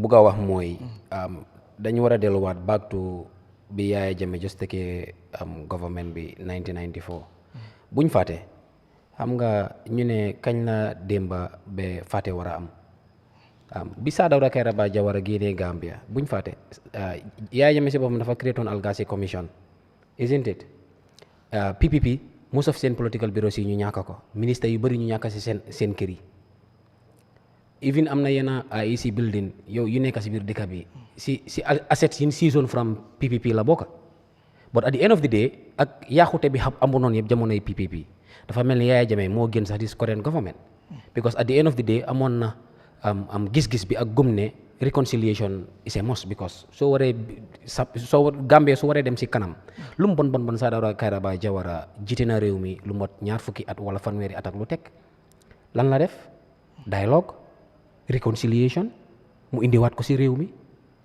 agar mi crédal ko salary jox ko matuwaay security odli su feebaree nguur gi faj ko loolu mooy yóbbu réew wante comme liñ nekk di wax rek I don't see fooguma ne political will bi is there because for political will bi nekkoon nguur gi def nañ loolu bu yàgga pour gaaral kaddu si Mamadi Kurang wax na ne government bi moo war a implement recommendations yi but gis nañ ne government bi recommendations yi mu amal interest ak ñi mu amal interest si recommendation bi pass neen parliamentary laws yoo xam ne gis nañ fi ñoo xam ne ay millions lañ génnee ne turi Yahya Jammeh in dollars président bi jox leen presidential immunity ñu gis Mamadou Sabally si la bokka ñu gis the likes of Njogu Ba implementation yi mu am yëpp si ay procurement am na gaal boo xam ne mu ngi port ba léegi mu ngi fa gaare moom moo ko procuré woon yu moo taxoon Yahya Jammeh yóbbu ko mayeltu prosecute ko economic crimes naka la fa demee commission bi lu mu wax ne loxoom setut dugg na si ay tuuxi duna yu bëri lan la baro def presidential degree dem cabinet dem parlement ñu vote ñu setal ko yóbbu ko géej maamulaan sangaat ko loolu moo fi nekka ande lañ wax buy ko bogal kenn du ko wéy si tefes gis nañ fi ñeneen ak ñeneen ba si first minister of interior naka la fa demee ban may not first I believe is the second or brother Malik Jatta you get it so ak ñeneen ak waa ay ji la woon isn't it naka la fa demee ak liñ ko oo yëpp fan la mujjee ak ñaata commissioners yoo xamante ne ni si problème si lañ bokkoon fan la mujjee gar mi président bi la gis na ne ku ko mun a indil ñaari yaay compine ñetti yaay compine mu yóbbu la géej maamulaan ñu yóbbu dem parlement create law ñu baalal la wante victimes yi comme li Bojang wax victimes yi suñ leen prioritize on $1 billion yi nga jaay ko si alali Yahya Jammeh victimes yi nga xamante ne ñii dañ leen rey seen doom yaa ngi fi ñoo leen doon dundal ñoo nekkoon breadwinners yi ñi nga xamante ne dañ leen téye tocco leen tëj leen ay at ñi ñu exile leen ñooñu ñu ne suñ jaayee alali Yahya Jammeh yi ñooñu dañ leen a compensate moom la picc yi di wooyee so man gëm naa ne daal lii war a yóbbu réew mi ci kanam foog rek ñu reconcile but justice before reconciliation ñu make sure ne dëkk bi bu nangu lu xewoon Rwanda ak yeneen dëkk yi mu xew fi mun nañ koo def si jàmm ak teranga su fekkee ne Adama Barrow dëggantaan political will bi mu ngi fa Adama Barrow su ko leeroon ne Yahya Jammeh dafa defa moom coalition coow bi wax bi sax duñ ko doon am tey si ne am na benn agreement foog naa before 2021 election boo xam ne APRC daf ko signé woon ak NPP bu doon circulate si media bi ñëpp gis nañ ko dem neen ba agree yoon ne Yahya Jammeh mun naa ñibbisi leen wax de dëgg wala bu dee lu ma wax du dëgg ñu ne ma lu ma li nga wax du dëgg am na agreement bi ñu gisoon de bi ngeen commencé di discourse bi ngeen commencé di daje kooku Ocean xoma fan am na agreement bu doon circulate gis nañ ko si media bi de ne between NPP and APRC so fekkee luñ authenticate la exactly dinañ mun a déggal ne lii waaye foog naa proposal la woon you get it because what is the difference between Yahya Jammeh coming and you going into alliance with Yahya Jammeh with people that have ñoo xamante ne nii jël neen aha ak yelle fi nit ñi ñoo xamante ne nii si toroxal nit lañ dëkkoon ñi ay service men leen ñi ay ministre leen woon luubal si luubal lañ dëkkoon Barrow dafa am géej boo xam ne fa la leen dee yóbbu muy géej Mambulaan fa la leen dee sange baptisaat leen indi leen si système bi recycle leen loolu moo fi nekk garmi political bi su fa nekkoon discussion bi duñ ko ñam ni kon du ko den si budget bi bu yàgga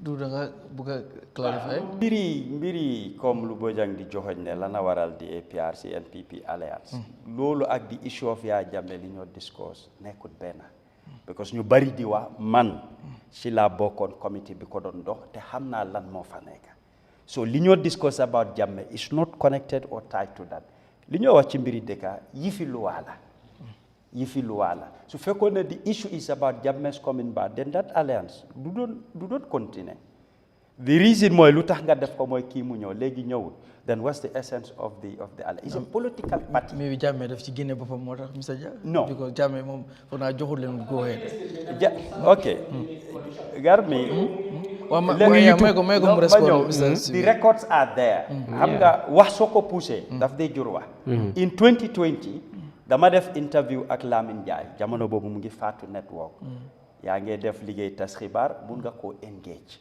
moo ma laaj mbiri alliance APRC NPP ma ne ko alliance boobu nekku doxut and others ñëw na pour man ñu expel ma from the party Jammeh si boobaa mu ne nañ ma daa si parti ndem si yàlla Panderi Mbay interview na ma on that basis ne dañ ko jox information ne Jammeh mu ne nañ ma daa and li ma waxoon at the time ma ne Jammeh fi mu toog in Equatorial Guinea munut maa expel from the party parce que APRC constitution bi waxut loolu li constitution bi wax pour ñu expel nit dafa ne di national chairman and party leader in consultation with the coordinating committee ñooy mun a expel nit from the party Jibril Fadia suñ chairman bi America ba tey mu ngee dunda mun naa laa jox kontagam nga laaj ko mu ngi bokkoon si intenderi Panderi boobu Jibril dugga na mu ne ko Dudu Jah lim la wax loolu mooy dëgga su fekkoon ne yi fi alliance bi he was against it man loolu lañ ma bëggoon a expellé ci parti bi ba executive bi dañ ma oo ñu teg ma ñu ne ma li ma doon engagé media bi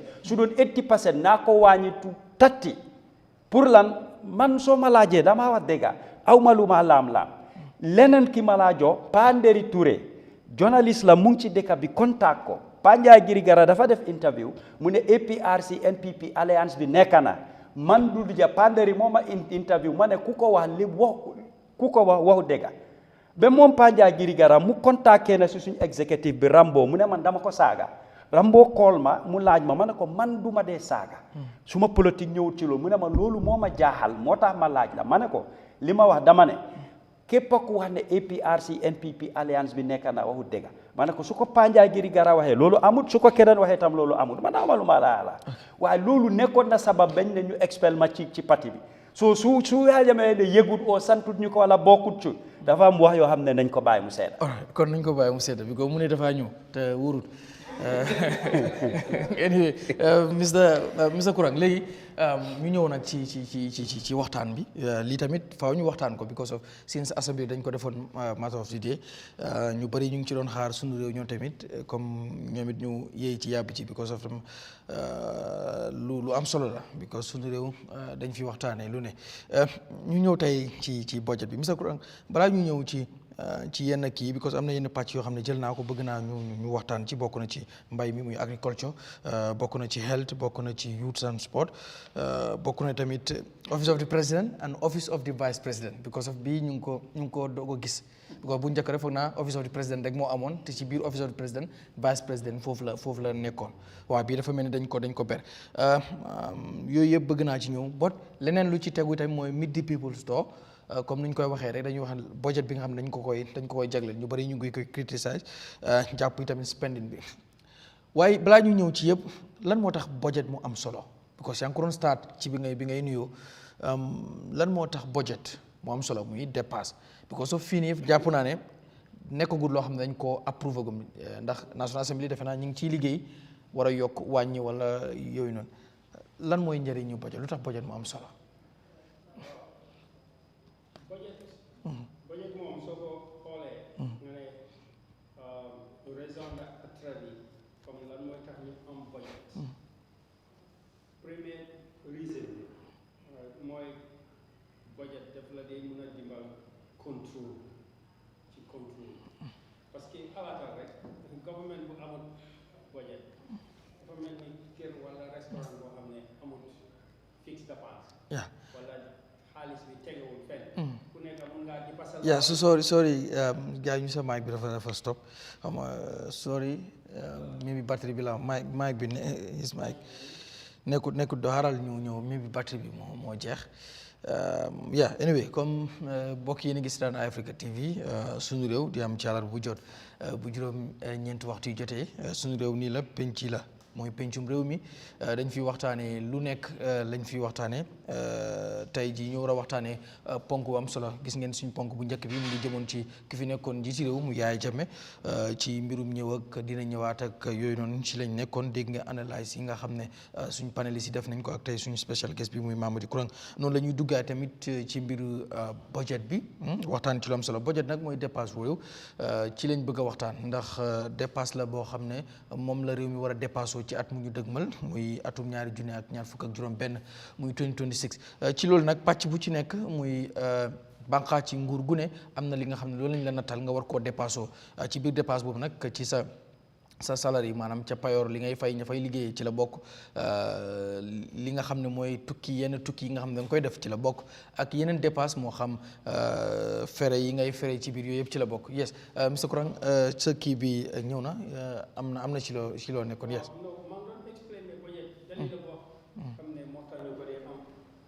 si réew bi mooy pour mun a contrôle dépense bi mun a contrôle xaalis bi fu moo dugga ak fu moo génn parce que boo amutee budget luy xew rek mooy ku nekk loo am rek nga jëfandiku ko loo dépensé rek kenn du la laajte léegi nag pour daaxal loolu yëpp ñu ne ñu am budget so dafa nekk ñu ngi ko wax control mechanism so national budget moom daf dee nekk ne comme Ministry of Finance bi at bu nekk dañoo ñëw jubloo ak parliamentarians yi ñu woon leen ne at buy ñëw nii next 12 months buy ñëw nii lan lañ yaakaar ci income revenue boo xam ne moo war a ñëw ci caisse bi tey bu ñëwee ba pare lan lañ yaakaar ne foofu la ñoo dépensé fu ñu ko war a dépensé mooy lan mooy nekk expenditure bi budget moom daf dee am déficit or surplus boo déggee déficit comme suñ budget fi Gambia mooy luy dugga si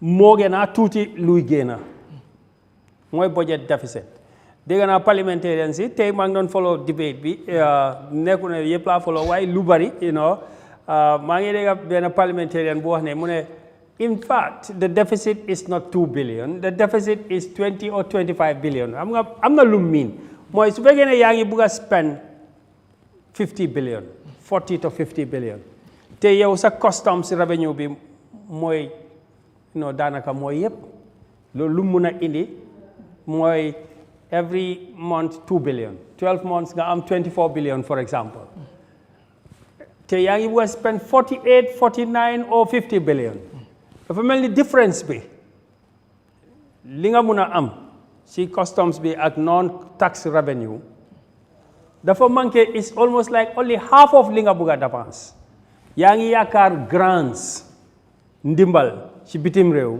pour mutali ndimbal bi tam du ko dee mutali dangay dem si market bi nga leb the government goes and borrow ñu indi ko now am na yoo fa xam ne wax nga ko fii tey maa ngi ko dégg tam si debate bi tey foog naa debate bi was very comprehensive because dafa mel ni parliamentarian bu nekk dafa ñëw mu waxtaan area bu mu bëgg a waxtaanal it was very interesting ci agriculture bi lu ma si déggu mooy boo xoolee agriculture bi government lu ñu fa dee dépense is just about less than 2 billion right or so thereabout waaye bu ñu xoolee agriculture mooy the biggest sector of the economy so yaa ngi yaakaar ne mooy nekk ay 10 billion or 8 billion why no lu tax parce que parliamentarian bi mu ngi wax ne agriculture Gambia ñun luñ yaakaar mooy projects te two things la first of all project mel ni ñun mënuñoo taxawal on our two legs secondly project si nag accountability daf si manqué moom laa jël si debate bi tey Because young projects of about 16 billion, 16. Government ñu ngi yaakaar ne donors yi World Bank and Agricultural Development Bank, donor partners, bilateral partnerships, ay dëkk yoo xam ne Gambia sign na agreement na ñoom dinañ indi xaalis te xaalis boobu dina nekk like a grant or a soft loan, whatever it is, up to 16 billion. Waaye Garmi xam nga budget process bi sax nu ma ko gisee nag, it's a cat and mouse game that the government is playing with the parliamentarians and therefore with the people. So nekkee ci parliament bi soo bàyyitee xel dara yu bari dina jaar yow bi nga jooy fekk passé na ba pare. 16 billion nga indi ko nga ne is for projects, agricultural whatever projects or health projects. Waaye yaa ngi wax ne ñu ngi ko doo de audit accountant auditor general teying audit la to la auditor be yi ka bona Europe le naxante la fala trick bi dee nekk nag. So da nga gis ne projects bi ñun loolu lañ yaakaar moo tax agricultural budget bi du dee bari waaye projects bi xaalis bi fu moo duga munta boost up. It cannot push the economy. It cannot take the agricultural sector to the next level. Munta jël sun agriculture bi jël ko fii yóbbu ko to another level. Why? Because when you have the projects, first of all, prioritization of the spending of the projects. Moto yu nice ñoo ndey jëkka wàcca. Workshops you did J, traveling bu did J. So what the parliamentarian is saying, these things, when they want to audit them, the Auditor General doesn't see or they don't get substantive audit in the Gambia. Because then they know with this argument, well, xaalis bi ci tubaab yi la jógee, tubaab yi ñoo war a ñëw audit. Loolu is, man, to be nice, that's BS, man. Loolu teguñ ko fenn. The money is for the people. No matter what the agreement, we have a law in this country that any money that is spent on behalf of the people must be accounted for by the people in the manner determined by the people. So the Auditor General, what the parliamentarian is saying, the parliament must insist that the audit of the projects all the projects must be done by the Auditor General. In fact, 2 levels of audit, internal audits and external audits. And then obviously, nekune audit, right? Audit for more reported, or more am solar. If those projects are not being reported to the parliament, then audit in the parliament is chicken change, right? And the other sector you talk about, Luma discuss on the parliamentarian. I listened to it, and there was this argument that government munge move from incremental budgeting going into program-based budgeting. Anga guidance buga fi jargons. The jargons don't fill our stomach, so we never impressed by them. So what they're saying, they're moving from incremental. Incremental moy, so jele budget bit this year, muneka 10,000, nga nyamba si 10%, muneka 10,000 or 11,000, more incremental. After that, 2027, nga yoka si another 10%. Bobu more incremental. Bobu nini dañ ko criticize IMF and internally and externally ne they encourage and build up lapses and inefficiency. So fekkee ne 10,000 bobu li nga def daaw right last year nga indiwaat ko yokka si su fekkee ne last year bi am na waste dafa mel ni yaa ngi yokka ci waste bi. So ñu ne program based budgeting, but look at it, moo tax ma ne it's a cat and mouse game. They are playing with the parliamentarians. They tell them, oh, we are doing program based budgeting. Yeah, okay, now fine, but program based budgeting principle bi moo war a nekk nii jannibe budgeto naatila parliament. You have to bring the programs first to be, and the policies and the programs to be discussed with the parliamentarians. So it is the parliamentarians ñoom ñoo war a jël direction bi yen programs ñu agree and negotiate with the government in parliament, either by committee sessions, or they have to go to the State House and talk. And then the State House has to come to the parliament and talk. Then they agree on the programs and the policies. Next level will be, balanga them in the figures, then you go and do the figures as the finance minister and bring it back to the parliament. But they jumped that stage. The programs, the parliamentarians have no input in the programs. They go to the offices, they scatter, they do some Excel sheet, compranga. You indicate lack of, no consultation, enough consultation with the People's Assembly is not there. When they bring the figures, Sila Assembly they Dora Gisne, this is the program-based budget. No, this is your budget. How can it be a program-based budget if it don't come from the people? The parliament is the people. So the program-based budget, from the parliament to the executive, and then the executive will put it into numbers and bring it back to the parliament for validation and approval. Lolu moy why procedure be then for denga, then skip. Barrow likes to jump, and therefore I think his ministers also like to jump stages. So that I'm gonna need if I cannot convince you, I confuse you. So now we are no problem, the programs, whatever, now we have the budget itself. But you look at the problems that the MPs are talking about. 10% development budget and recurrent budget expenditure. It's a serious problem, Garmi. Almost all the MPs talk about it. Development. Moi sampa. Baro tali. Okay, no problem. Everybody wants development. And everybody wants more development. Why for budget be so hole from negani? It's like 90% is not development. It's not 10% more development budget. Or less than 20%.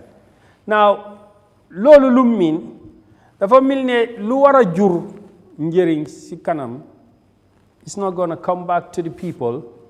Why? Because developments more de muna jur dara. Why? Lu gëna bari ci budget bi moy recurrent expenditure. Te ñom ñoo fi wax ne they are going to have apart from security service reform, dinañ am civil service reform. Civil service reform lu mean dafa wara indi more efficiency and reduce cost. But the budget is escalating. Until one MP said there is an extra 1 billion on your employees. And you said you have carried out a civil service audit. Right? What is the results of the audit? Did it reduce cost for us? No. So, the family Gambia, the workforce is even enough to run Gambia, Senegal, and Sierra Leone. It's so big. You understand? That it can run 3 countries and it is just running one small country. Right? And if you said all the money is going into recurrent, the family, dañoo dépenser ñun dañoo liggéey pour gaay ñoom ñu nekk ci nguur mi dunda. Because without a development budget coming back to us, what do the citizens have? Ñun lan lañ am ci budget bi. So lolu is still a serious problem because xamna lu xew, the government is not controlling its expenditure. Better they are still buying a lot of vehicles, feeñ na fa. Right? Although ñoom dinañ la wax ne wañi nañ moto yi ñoo jënda, but moto yi ñoo jënda already is so much. Legi sa Barrow's entourage is more than Yahya Jammeh, getting bigger than Yahya Jammeh's entourage. Why? We already see the problem. All those vehicles bu nekk dit ko topal, government dafa am a strong appetite for new vehicles. It's okay, but it's not good for us. So, really is something that they must look at because yenen sectors yi ñu ngay joy. The National Assembly members raised questions about the parastatals. About 8 billion, 7-8 billion every year. More than them to the parastatals, 11 billion to debt servicing. It shows you 2 things. Barrow mu ngi leb de. Oh yes, seriously. Barrow mu ngi leb xaalis seriously. Boo xam ne xalaatut sax naka la koo fayee. Because am na yoo xam ne su fi Barrow nekkee for 20 years sax waxuma la du ko fay de ma ne du ko commencé fay. Dañ la dee jox grace period of 5 years, 6 years, 10 years.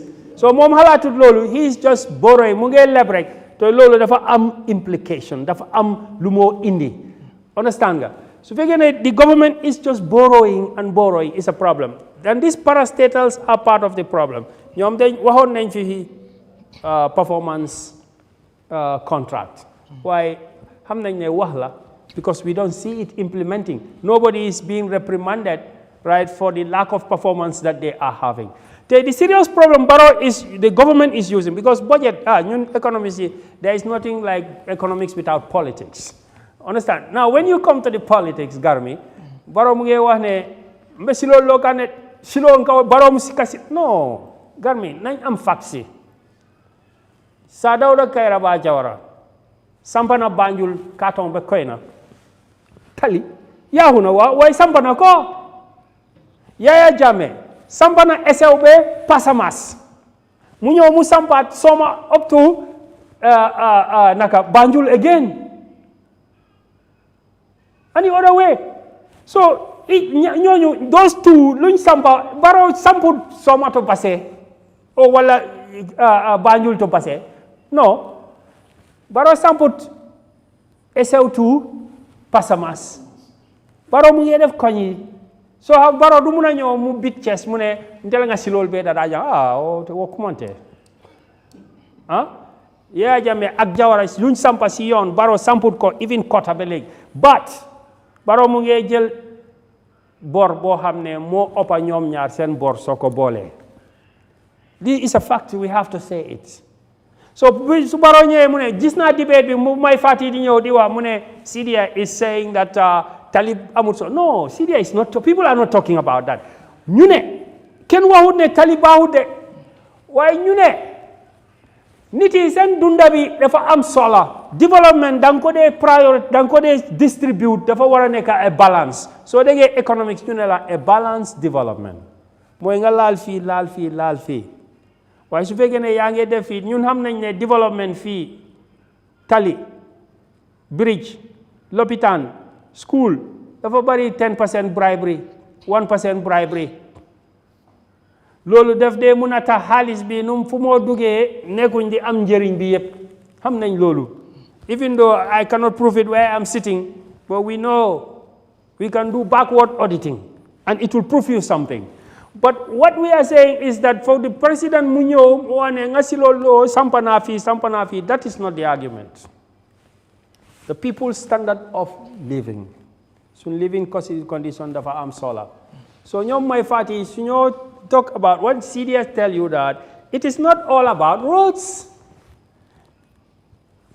If you don't take care of corruption, the roads are going to go away very soon. They're going to be washed away because they are low quality.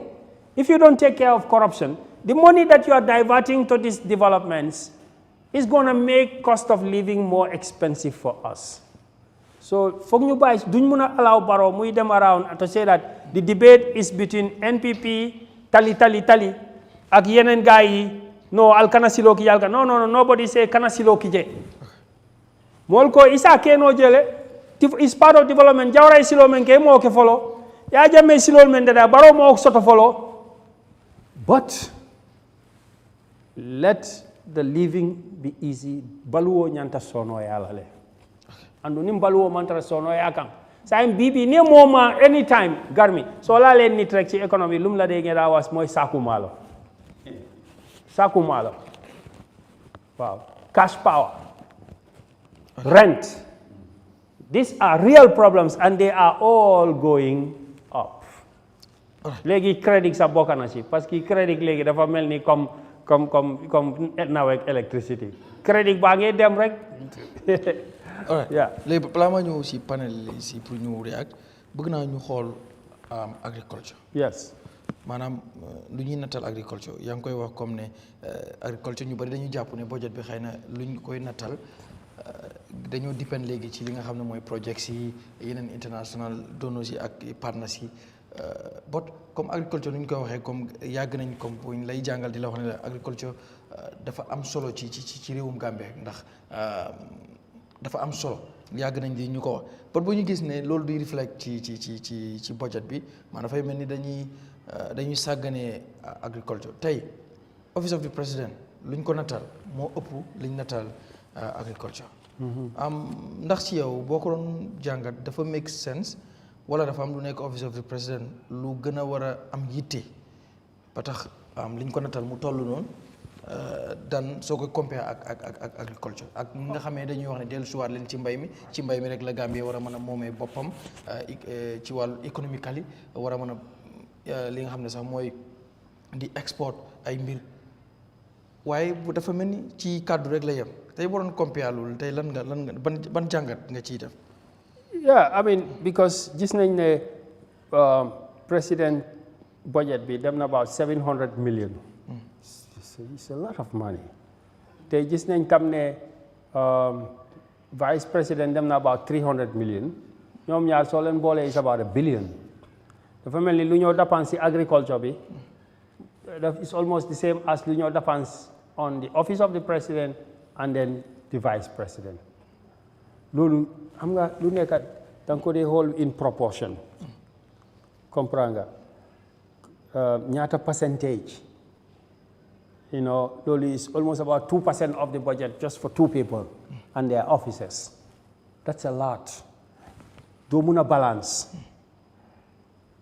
You know, dafa mel ni daal Barrow war na ko seet bu baax. Tey ku am Barrow is within these 2 weeks, within this 1 month, tukki na ñaari yoon to the provinces. Each one of them with 50 or 100 vehicles, all taking fuel from the state. Maintenance and repairs. Bohole guys and maintenance, vehicle maintenance in the government is in the hundreds of millions. Monica vehicle maintenance. Fuel is the same thing. So the moment mu ngi def yo tay lolu yeb mu ngi ko def for politics. We know it's for politics. All this big entourage is for politics. So Barrow's expense, the assembly is talking about his 50 million meet the people store. So agriculture be nekut di ko jox priority. Gerte bi fuñ nekk ni kenn xamut sax pharmacy that dinañ mëna jël luñ fa invest. So where is the priority on the agriculture? Mota manela national cake bi dafa melni ñom dañ jël national cake bi di ko share in the government and the farmers amuñ ci dara. Because pharmacy, right, lu wara jël economy bi is productive sector. While like one of the MP said, the special investment clearance that they give these people. Tamate nit ki tamate rek la mo indi. Mu ngay jël tamate bi China wala India indi ko fi nga ne ko special security, special investment clearance, tax break. It's not a factory.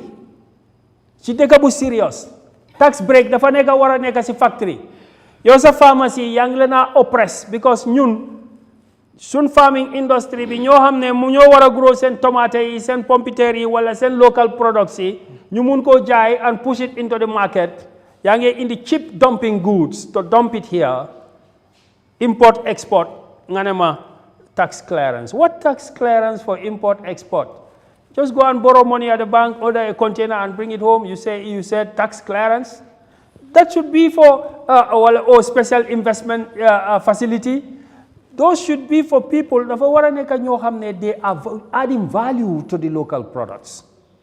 So this part of the economy, right? You know, one of the MPs mentioned it. It's not coming.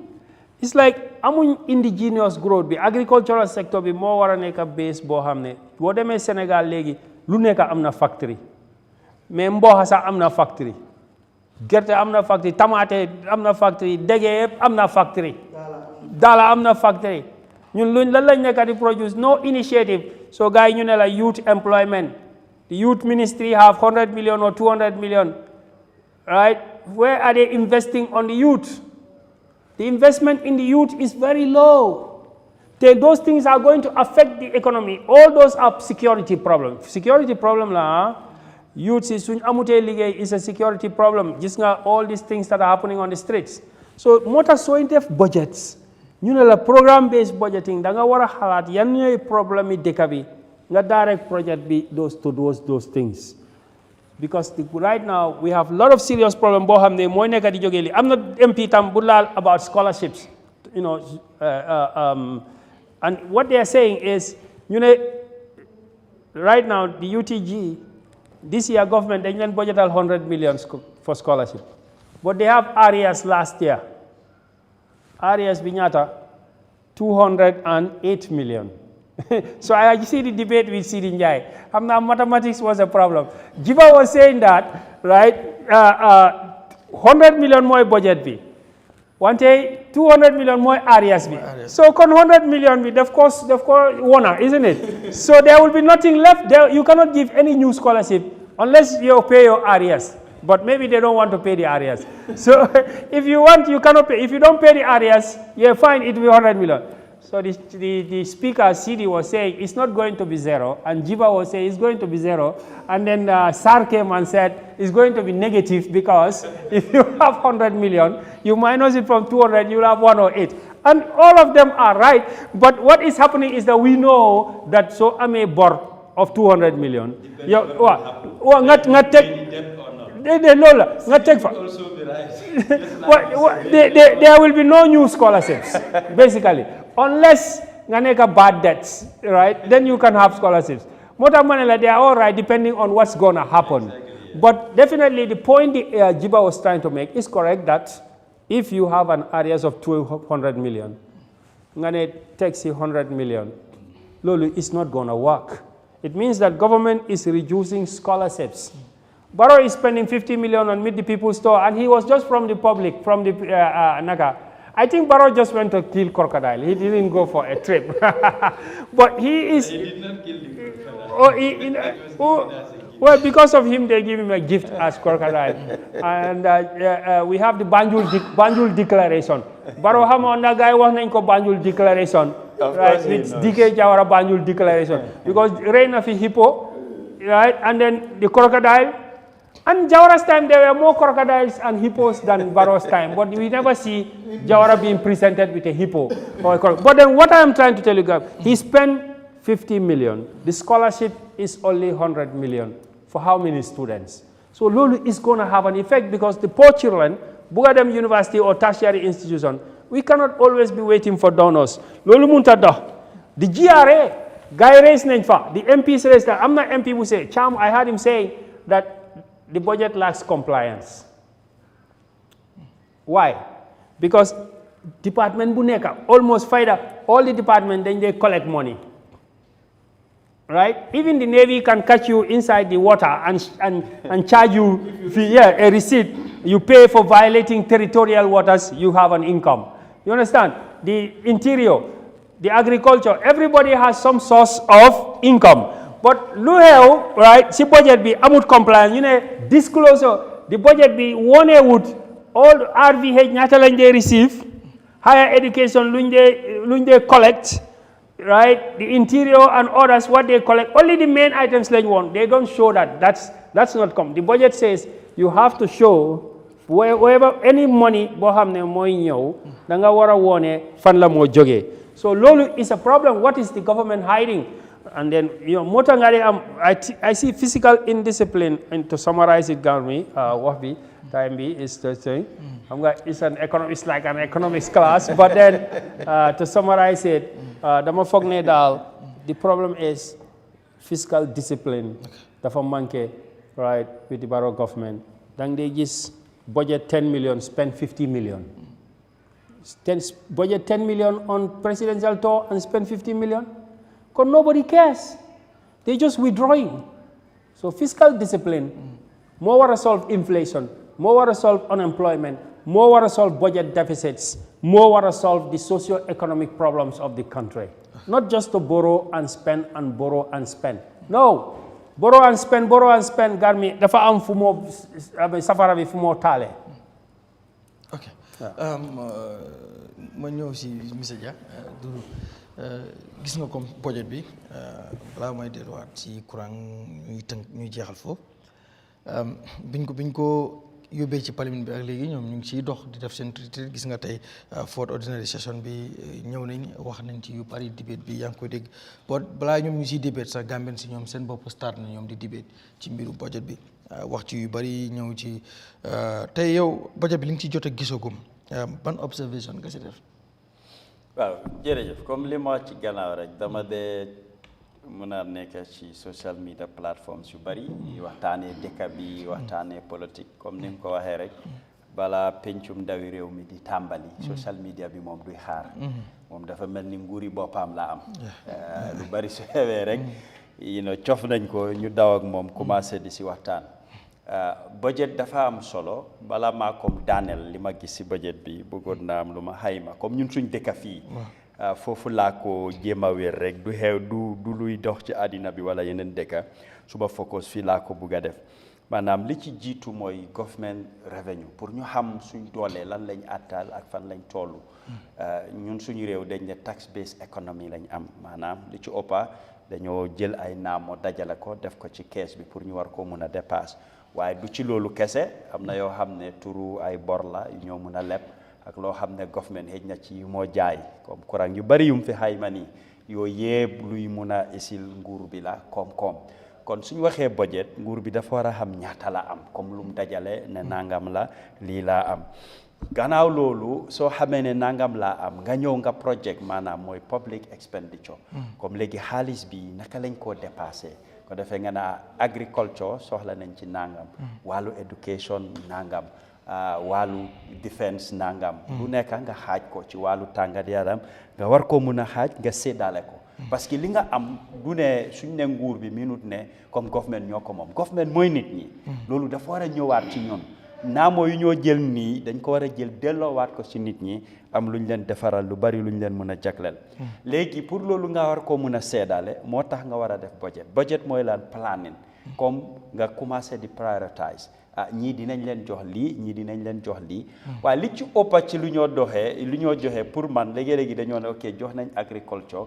1 billion or 2 billion wala sax nga ne 4 billion waaye ndax doy na we're talking about development foog naa ne nguur bu ne soo sañoon di nga am enough institution bu nekk secteur bu nekk nga jox ko lu doy mu mun a isi development mu defaral ko nit ñi waaye ñun suñ am tolluwut foofu fooguma ne agaagum nañ foofu eggaguñ ci level bu ñoo wax ni léegi soo demee ba séddale sa budget bu ñu réeree mbir ne ñun am nañ bor demee ci public debt loo xam ne da nga ko dem leb maanaam moo xam ci nit nga ko leb wala ci banque la wala leneen waaye bor la boo xam ne comme nguur bi jër na ko pour lan liggéey réew wala mu am ci leneen lu mu ko dépasse loolu tam war nga ko mun a sóoraale ci biir budget ci misaal soo ma lebee fayloo ma doo mun a dellu si waat wala sax si di ma leb doo ma fay so moo tax foog nga sóoraale li nga xam ne tam mooy fay sa bor loolu luñ ci war a bàyyi xel mooy kon bor yu ñu jël war nañ ko dugal foo xam ne dinañu isil koom wala dina nekk njëriñ boo xam ne nit ñi seen boppa dinañ ekkati seen alal di ko ci def exemple lu mel ni health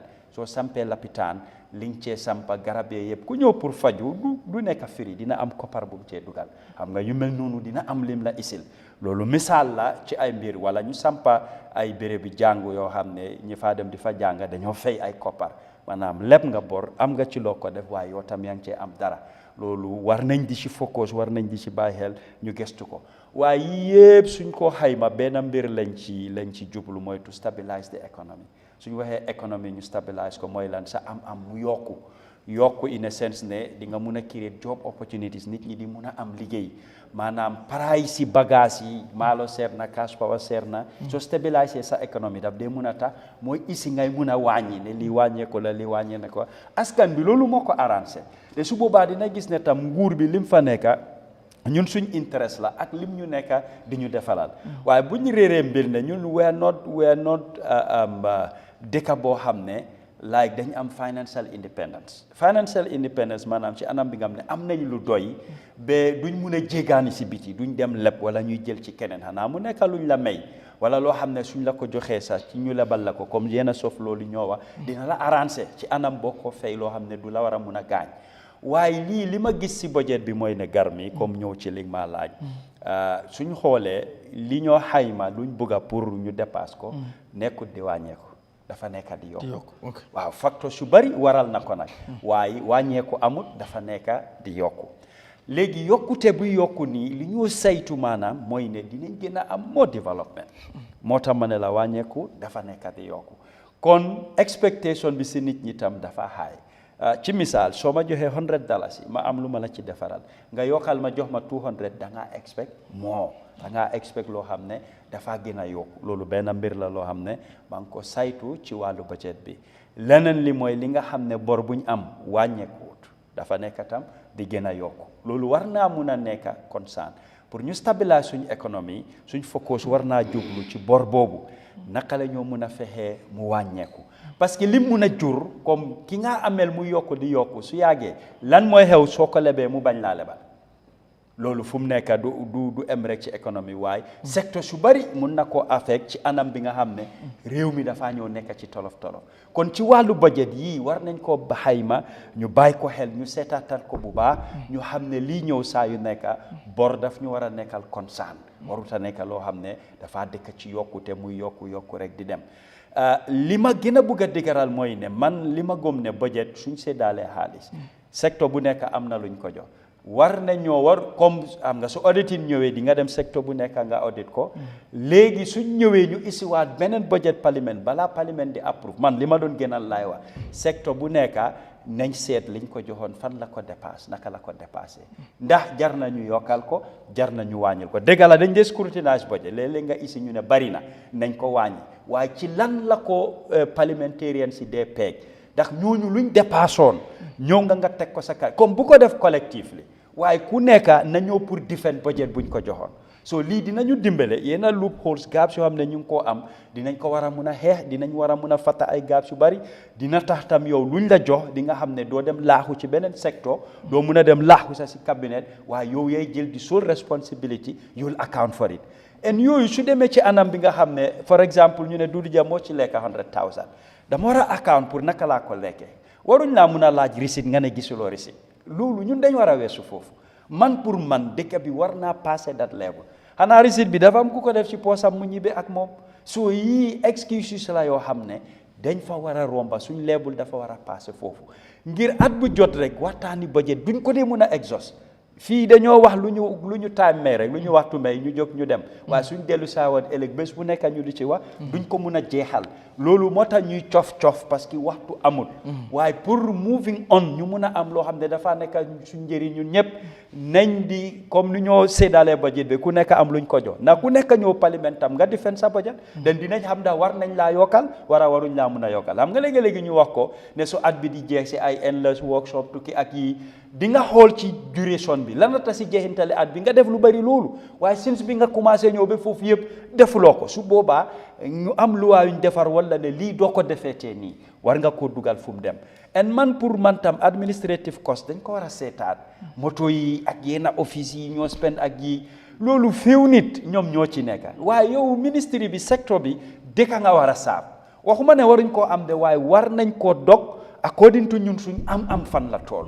parce que duñ mën a dajale lu bari jël fiw nit rek ñoom ñuy enjoy resources into millions loolu nguur bi war na koo seetaat en waru ñoo continuer ñu cee dox man moo tax dama dee wax ne lana war a tax koo xam ne public servant la yow sa liggéey mooy pour saaf nit ñi su fekkee ne pour dem sa kër jógee sa kër dem liggéey office waat jógee si office bi ñibbi sa kër lu tax ñu war laa jox SUV man pour man soo buggee SUV yaa ngi liggéey jëlal loon ñu di ko dog sa salary yow yaa ko moom mu nekk sa personal property xam nga loolu soo fa defee essence doo ko yaax en ñeena ci ñoom doo ko jox sa doom muy dem di def ay 360 muy dem di def ay yeneen parce que lu tax fi nga koo jëlee yow yaa ko liggéey yaa ci naxa dinañu mun a saxalal li nga xam ne mooy financial discipline dinañ mun a manage suñu resources si properly ñu dugal ko fu mu war a dugal loo xam ne dafaa ñëwaat back ci nit ñi en ndam la moo nekk ci government ci loo xam ne yenn expenditure yu bari yaa ngi koo dog ak foo ko dugal waaye pour conclure rek man soo ma laajee every sector luñ ko jox dama laa ne dafa tuuti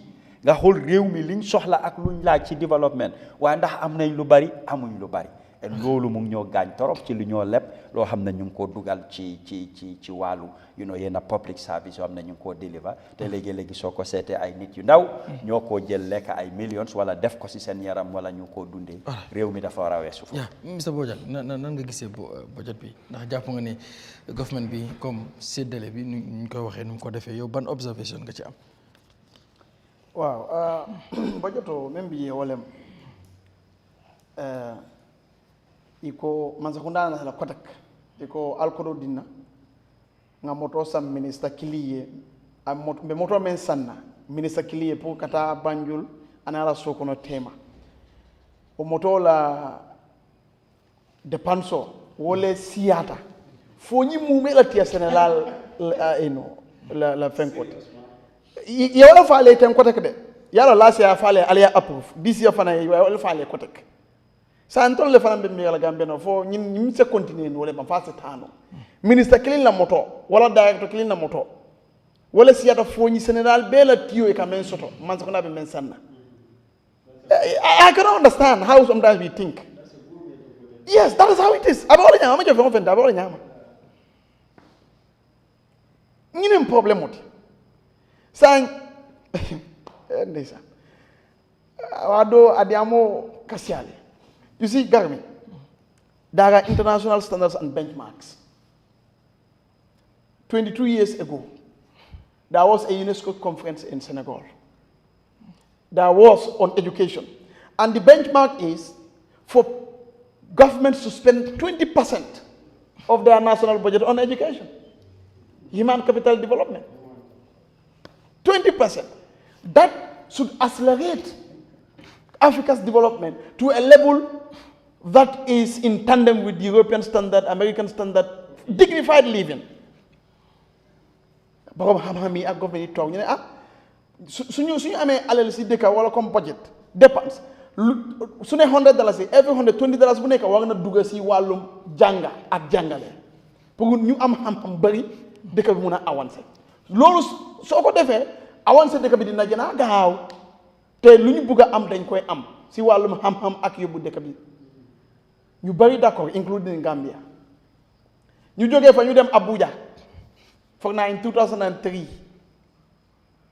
or thereabout ñu am health declaration ñu ne at least 15% they call it Abuja health declaration ne dëkk bu ne sooy dépense at least lii war nga soo si séntu 15% of sa $100 mooy $100 bu ne $15 yi da nga ko war a génne ba mu dellu baag si nit ñi naka ngay fajee nit ñi ak ndopta naka ngay sampe ak leneen ñu dem si Maputo declaration ñu ne at least 10%.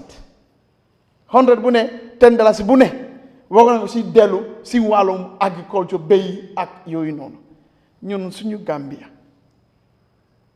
loolu xam-xam yi de ñu ne soo defee loolu dëkk bi dina avancer ñun suñu Gambia duñ dee def loolu moo la wax na la ne boo déggee programme based budgeting mooy da ngaa yóbbul nit programme wala nit mu assil la programme ne néemi cérémonie la ñu am kulliyo bi nag lii ak lii ak lii ak lii la ñoo lifin waaye ñii duñ dee def loolu te loolu mooy di principe dañoo ñëw kulliyo bi dañ ko bëgg a def de waaye ñun kulliyo bi 30,000 moo ko war a def léegi yow ku war a joxe xaalis bu ñu def loolu doo laajte kulliyo bi 30,000 wax leen 30,000 fan ak fan la muy duga ñu break ko down. ngeen break ko down in fact balaa ngeen arrive fa 30,000 kan moo leen arrive fa loolu ñun war nañ ko gis ñu xam budget building process nekkul ne dañ laa ñëw comme ni ñu koy defee nii ñu teg la lii mooy figo si non war nañoo waxtaanee lan lañ bugga ak ndaa loolu méngoo na ak ñun suñu nit ñi luñ bugga ak problème yi dëkk bi.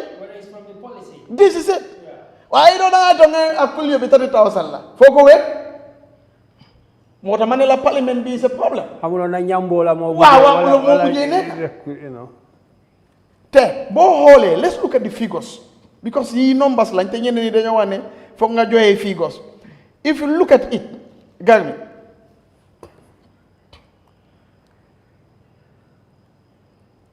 may minute ma dem si suma record bi quickly aga na you know men lie women lie but numbers yes don't lie no problem so let's go back to the numbers pour nit ñi gis in fact there is a reduction lu ñu jëwoon 2025 si health wàññi nañ ko lu ñu jëwee si education 2025 wàññi nañ ko agriculture moo am a little boost a little and way less than lu nga xam ne loolu lañ war a am so lii moo lay wone ne comme kii daf ko dee wax we are crowding out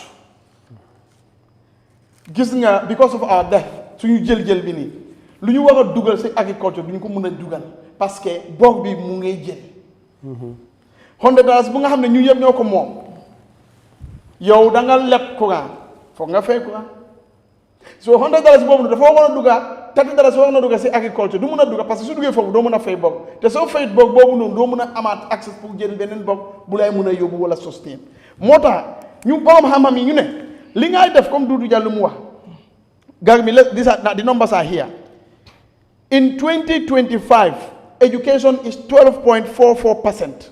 All funds, the basic and secondary education, higher education, of the budget, 12.44%. Health was 7.19%. Education should be 20, that is the benchmark international, but it is half or less than. Good.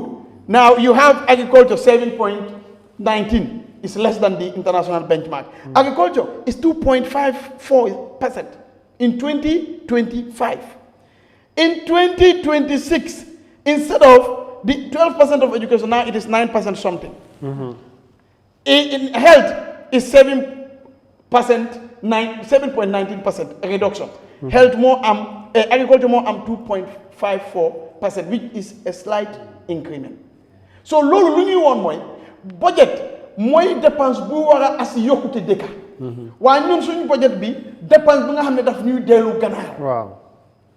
Gambia ni ñun loolu lañ nekk di explain pour ngeen understand moo tax waruñu fiy bàyyi nguur bi parce que li nga war a am mooy xaalis pour dépense bu nga am yokkute nga dem kanam waaye nga am xaalis nga ngay dépense su lay dellu gannaaw. loolu waruñ ko nangu loolu waruñ ko promote so moo tax lu war a xew mooy boo waxee ne da nga am programme pour dépenser ko programme bi dañ ko war a gëstu ndax programme bi dafay asi yokkute si askan.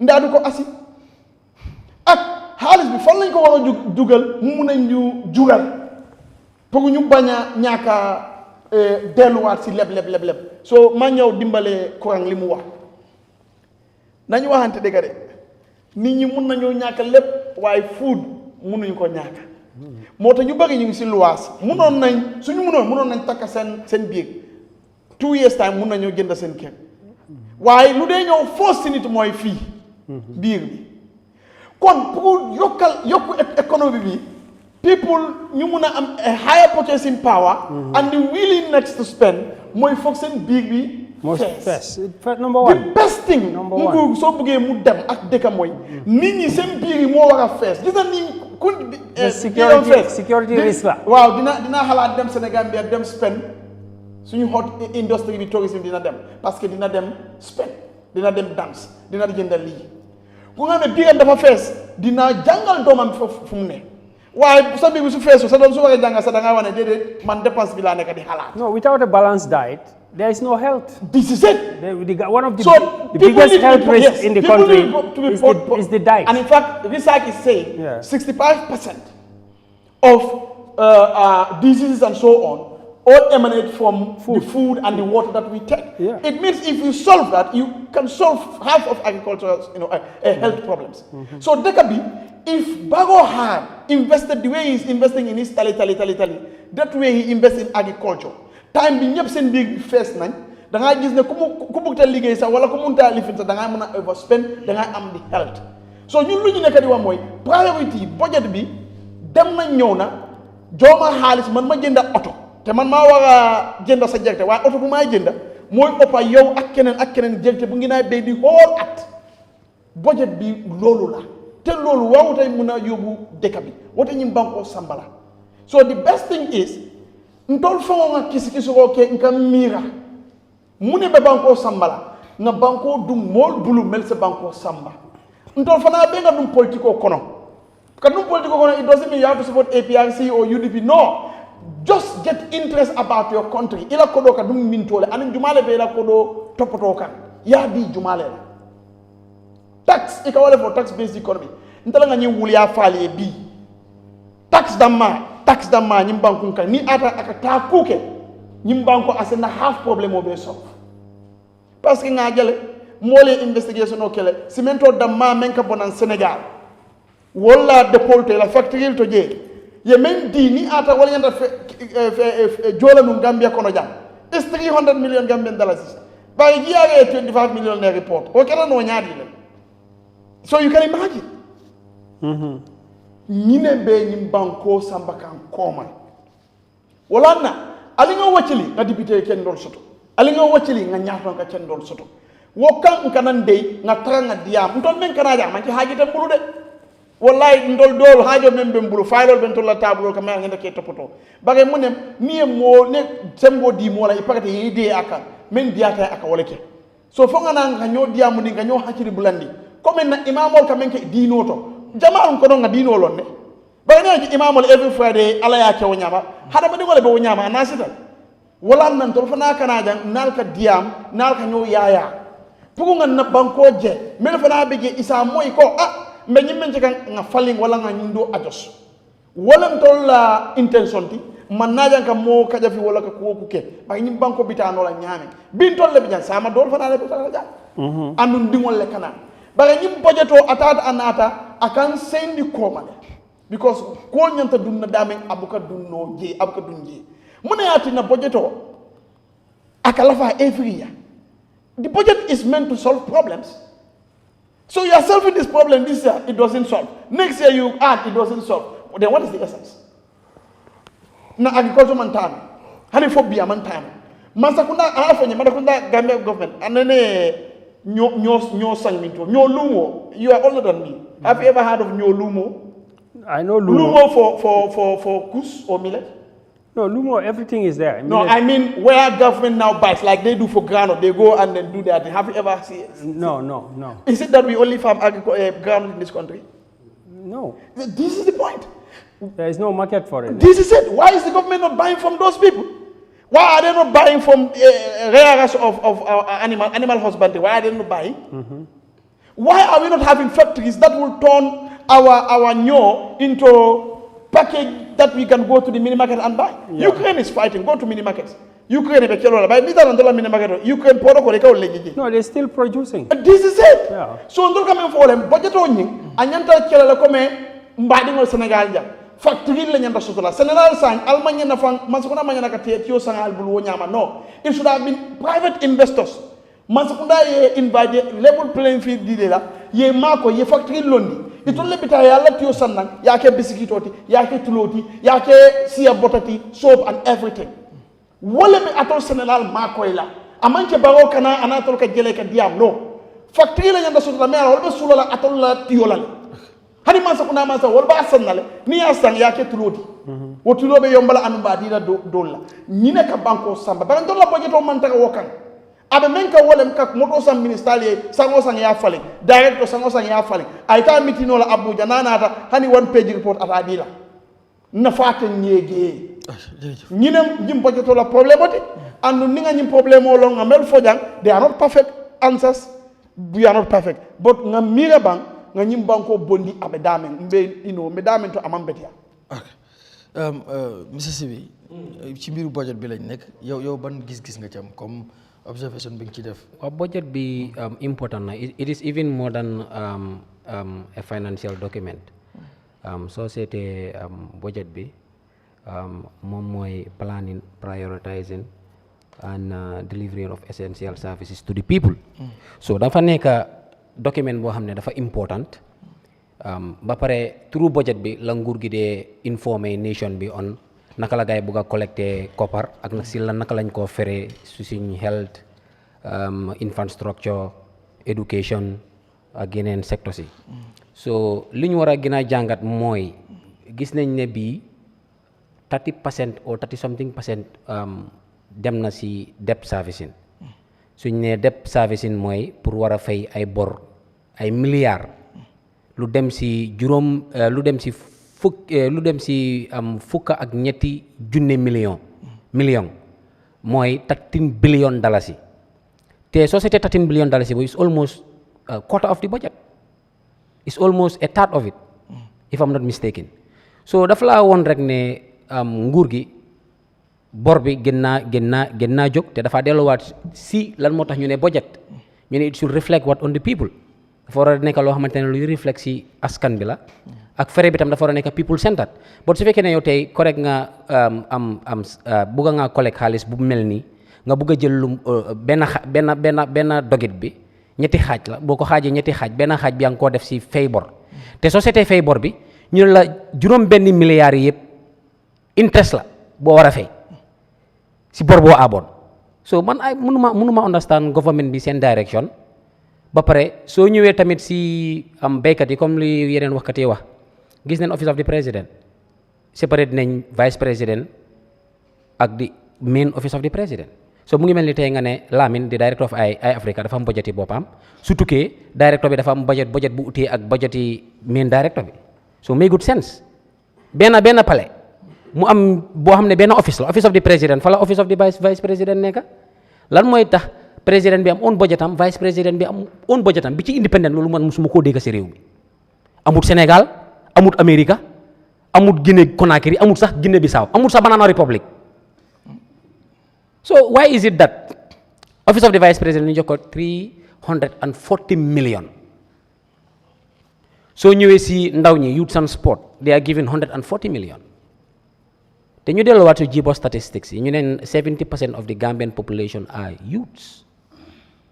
Garmi every 5 years 100,000 Gambians ñoo dee graduate Gambian youths every 5 years man waxuma ko de opposition bi waxut ko de ji boss ñoo ko wax nguur gi si boppam moo wax loolu so naka nga mun a waxee ne a conscious government dina ñëw mu ne youths and sport 140 million la ñoo jox youths and sport moo ëpp sax seen moto government moto maintenance a serious nation noonu la moo budgété garmi ñu ne ndaw ñi ñoo amee fii ci réew mi so dafa mel ni nguur gi man gisul ñoom ne ndaw yi ba léegi ñu ngi dee si géej gi xam nga at bii ne rek ñaata Gambien ñoo dee si géej gi 1200 youths ñoo dee si géeji Spain bi 1200 diggante 5 years yi over 12,000 Gambians ñoo dee si géej gi waxuma ko de IOM ñoo ko wax opposition bi waxu ko de IOM ñoo ko wax so dafa mel ni nguur gi ñoom seen yoon si ndaw yi dee si géej gi seen yoon si ñu indi plans and policies or programmes yoo xam ne dañoo convince Gambien yu si ñu toog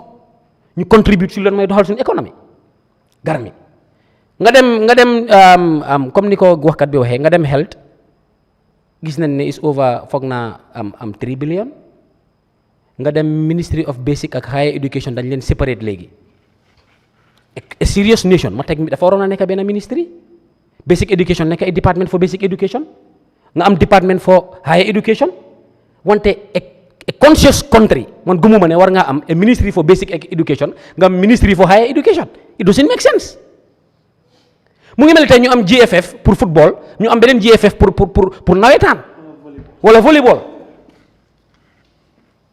garmi so man dama gëm ne ministries yu bëri amuñu relevance tey su ma la laajee 21 ministries yu Adama Barrow am si government am bi mun la maa limal juróomi ministre yoo xam limal ma juróom Ismaila Cissé Bakary Badji ak kan nga si xamaat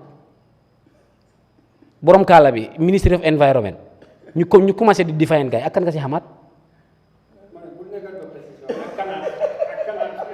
non I'm just telling you nit ñi sax xamuñ leen daf laa woon ne ministries yi dañ ko create pour political compensation but not people centered and the embassies budget so daf laa woon rek ne Gambia nii duñ 21 ministries yow sa fere sax mënuloo ko am a conscious government lan la waroon a def da ngaa teglante sa tànka nga oo sa financial advisors yi nga ne leen suñ fere de léegi dem na 50 billion lan la ñu war a def bu doon ne tey kim appoint as ministry of finance nekkul an auditor économiste la kooku ne ko jox proper advice waaye tey ki fa nekk lan la auditor soo feree ba pare que la wala kisi kooku la appoint ministry of finance he is not an economist mënu koo advice nothing on finance su passé nag lan lañ feree fan la jaar ak naka la demee receipts yi anañu ñu reconcile bank reconciliation ak expenses yi voucher yi nga connect ko together mun na laa wax na jaar na yoon wala jaarut yoon waaye mun la wax naka la économie di doxee du économiste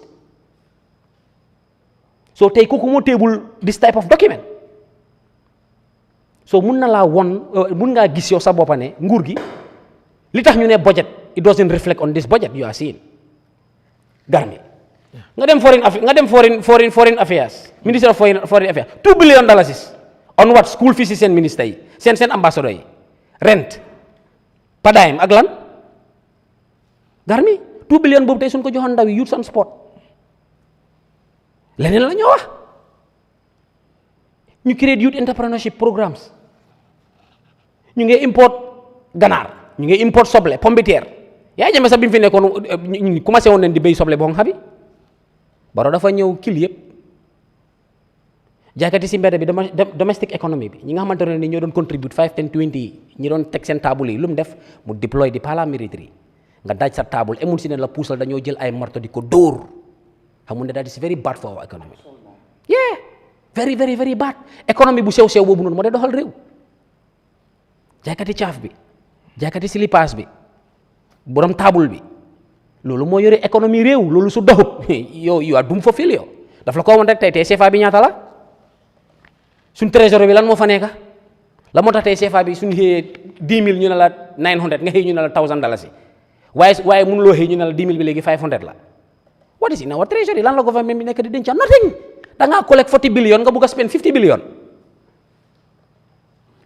suñ ko bàyyiwut CFA bi dina dem tuutaaw because it's not good for our economy ni ñoo feree baaxut garmi parce que li nga collect mu ngi mel ni tey ma ne man suma salary 10,000 la every month ma bëgg a spend 20,000 dugaa génne bi dafa bëri de ba pare lan lañ war a laajte suñ boppam mooy why all these billions all is society even set expenses because review now document over 500 pages but try now review the key important areas so setee budget bi 30% is xam nga 30 something 30 to 40% bi xam nga all is expended on what on wages a government operations jeex na tak 30 to 40% 30% bi dugal nga ko si fay bor 6 billion bi interest la principal and interest moo la jox 13 billion 6 billion bi is all yaa ngi fay interest ki la lebal garmi nga ñëw si beneen bor bi ñu ne la 30% yaa ngi ko spend on what wages xam nga at bi nit lan mooy travel allowance si government they added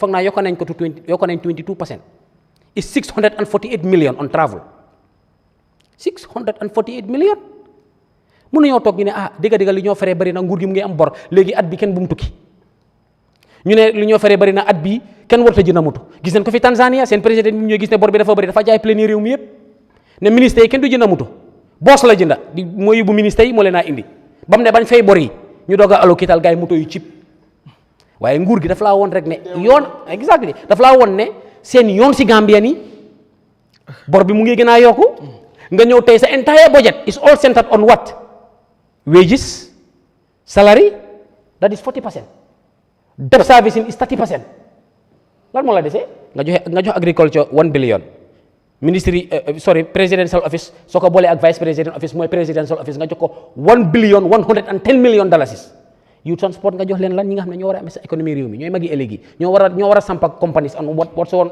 ñoo war a dundal suñ socio économique domestic economy bi ñooñu nga jox leen 140 billion ñoo xam ne they are roughly 2 million in number or 1 million 1.8 million people so dafa laa woon rek ne Garmi government bi they don't have the direction they don't have the expertise because tey soo waree jël auditor nga def ko minister of finance façon document bi nga indi te man dama gëm ne su fekkee ne suñ député yi nit ñi ñor neen leen waru ñoo nangu budget bi nii mu paas lu bëri dañ ko war a dog president office war nañ ko jox 400 or 300 million because ombudsman la ak yan département lañ connect to the presidency ba pare intelligence bi tam dégg naa seen they have a I don't know how to call it again policy boo xam ne seen expenses yi duñ ko dee disclose so man dama feel like ne loolu is on democratic even America CIA bi dañoo disclose seen expenses yi so why is it that our tax coffers are not been président bi every day sa dépassé añ reer ndekki is 150,000 soo demee Canada seen njiit bi li moo lekk si weer bi is $3,000 Canadian dollars soo ko calculé moto sa 150,000 bu Adama Barrow di lekk per day and their budget is more than $500 billion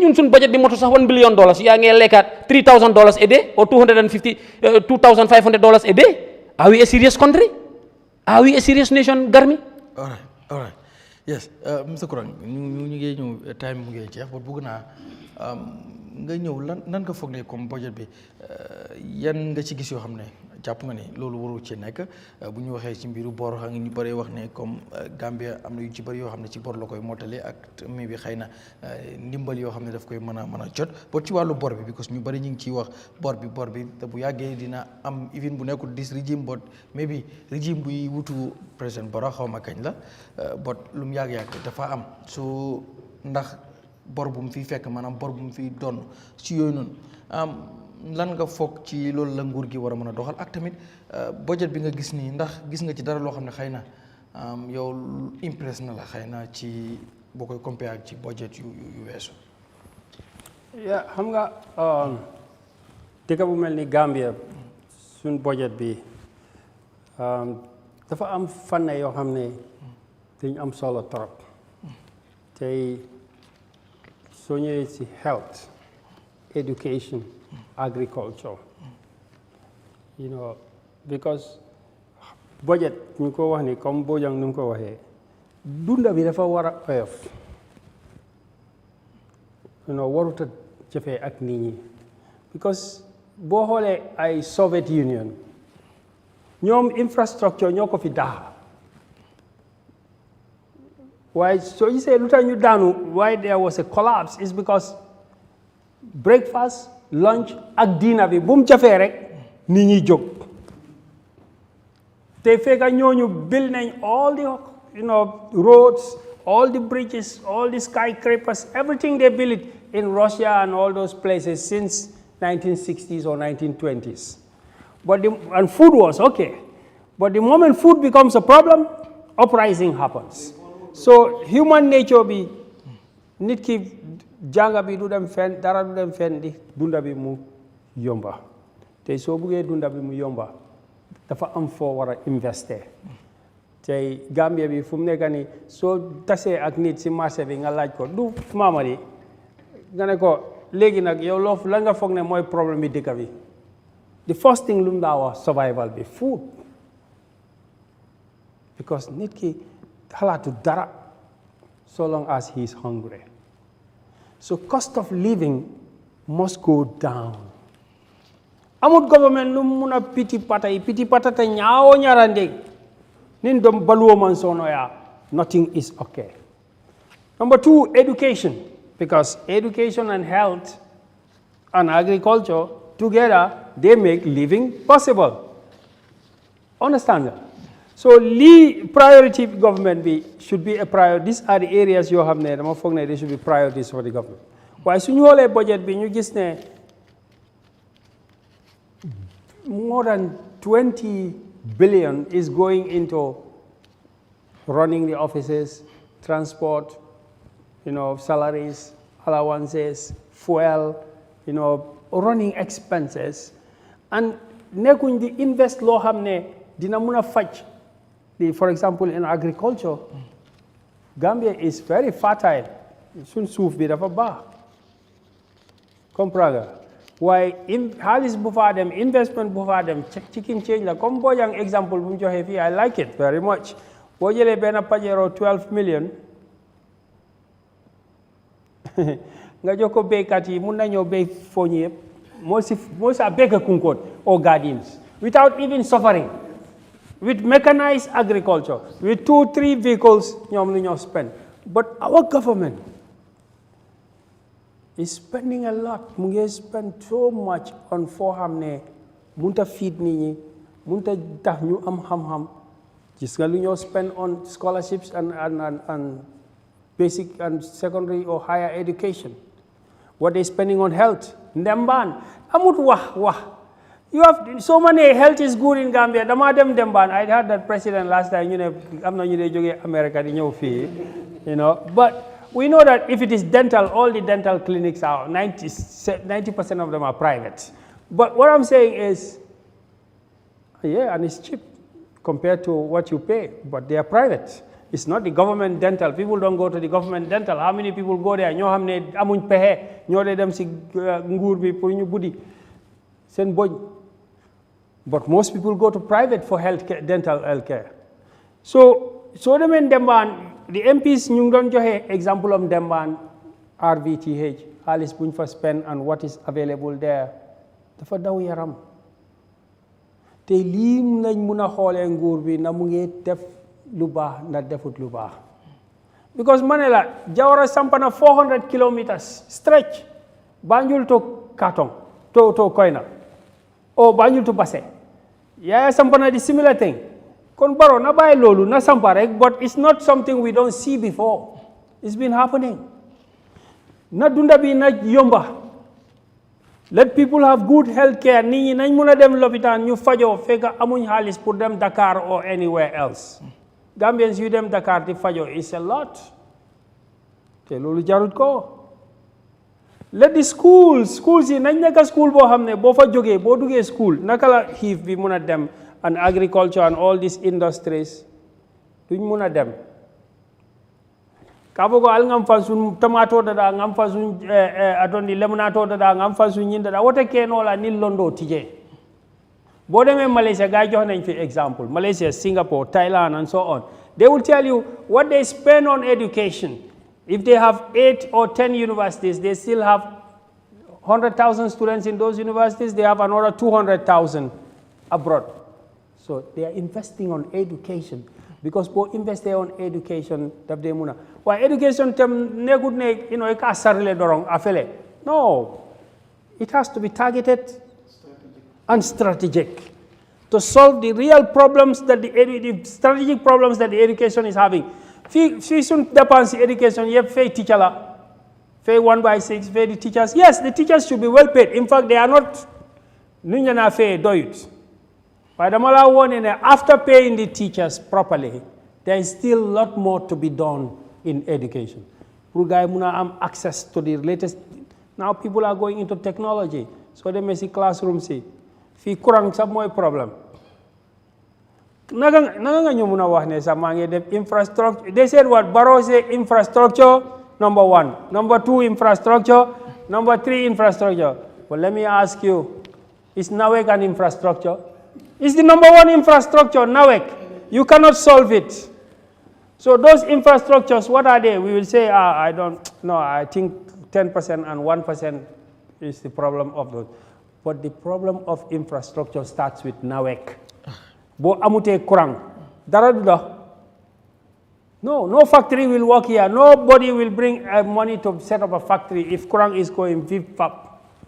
Nobody is going to build a good school with technology and so on, because when you go to the school, you cannot put on the computer because the electricity is fluctuating or is not correct. The hospital cannot do proper theater and operations when you don't have proper electricity. So when Barrow say infrastructure, we will tell him, NAWEC is the number 1 infrastructure. Thank you. Yeah, thank you so much, Mr. Kurang. Thank you, Bojang, Sibi, and Durja. Again, ñu doon seetaan jërë ngeen jëf ñu ngi leen di gërëm bu baax comme ni ñu ko waxee waxtaanee dépasse réew mi wala budget bi moom nu ko Durja waxee woon rek amul programme boo xam ne mën nañ koo amal app because of budget bi moo gën a important ndax ci ëllëgu réew mi ci la nekk ndax ci la ñuy jënd kuy faju ci loolu nga yaakaar pour faju ndax ci hospital ci equipment ci garab yi ak yu ci war a mën a faju ak yeneen kon loolu lu am solo la di leen gërëm bu baax ci topp bi di gërëm tamit technicien ci Aboubacar Manga Boucheri Kanté Khadija Si ñoom ñëpp di leen gërëm ci liggéey bi ak panélistes yi tamit di leen gërëm bu baax waaye di nuyuwaat bu baax rek Mile to Central Prison ñu fa nekk ñëpp di leen di nuyu fu ñu waay mën di nekk di seetaan moo xam ci biir réew mi la wala ci biti réew di leen gërëm bu baax di leen dig daje beneen àllarba bu ci Yàlla andee jaa ngeen jëf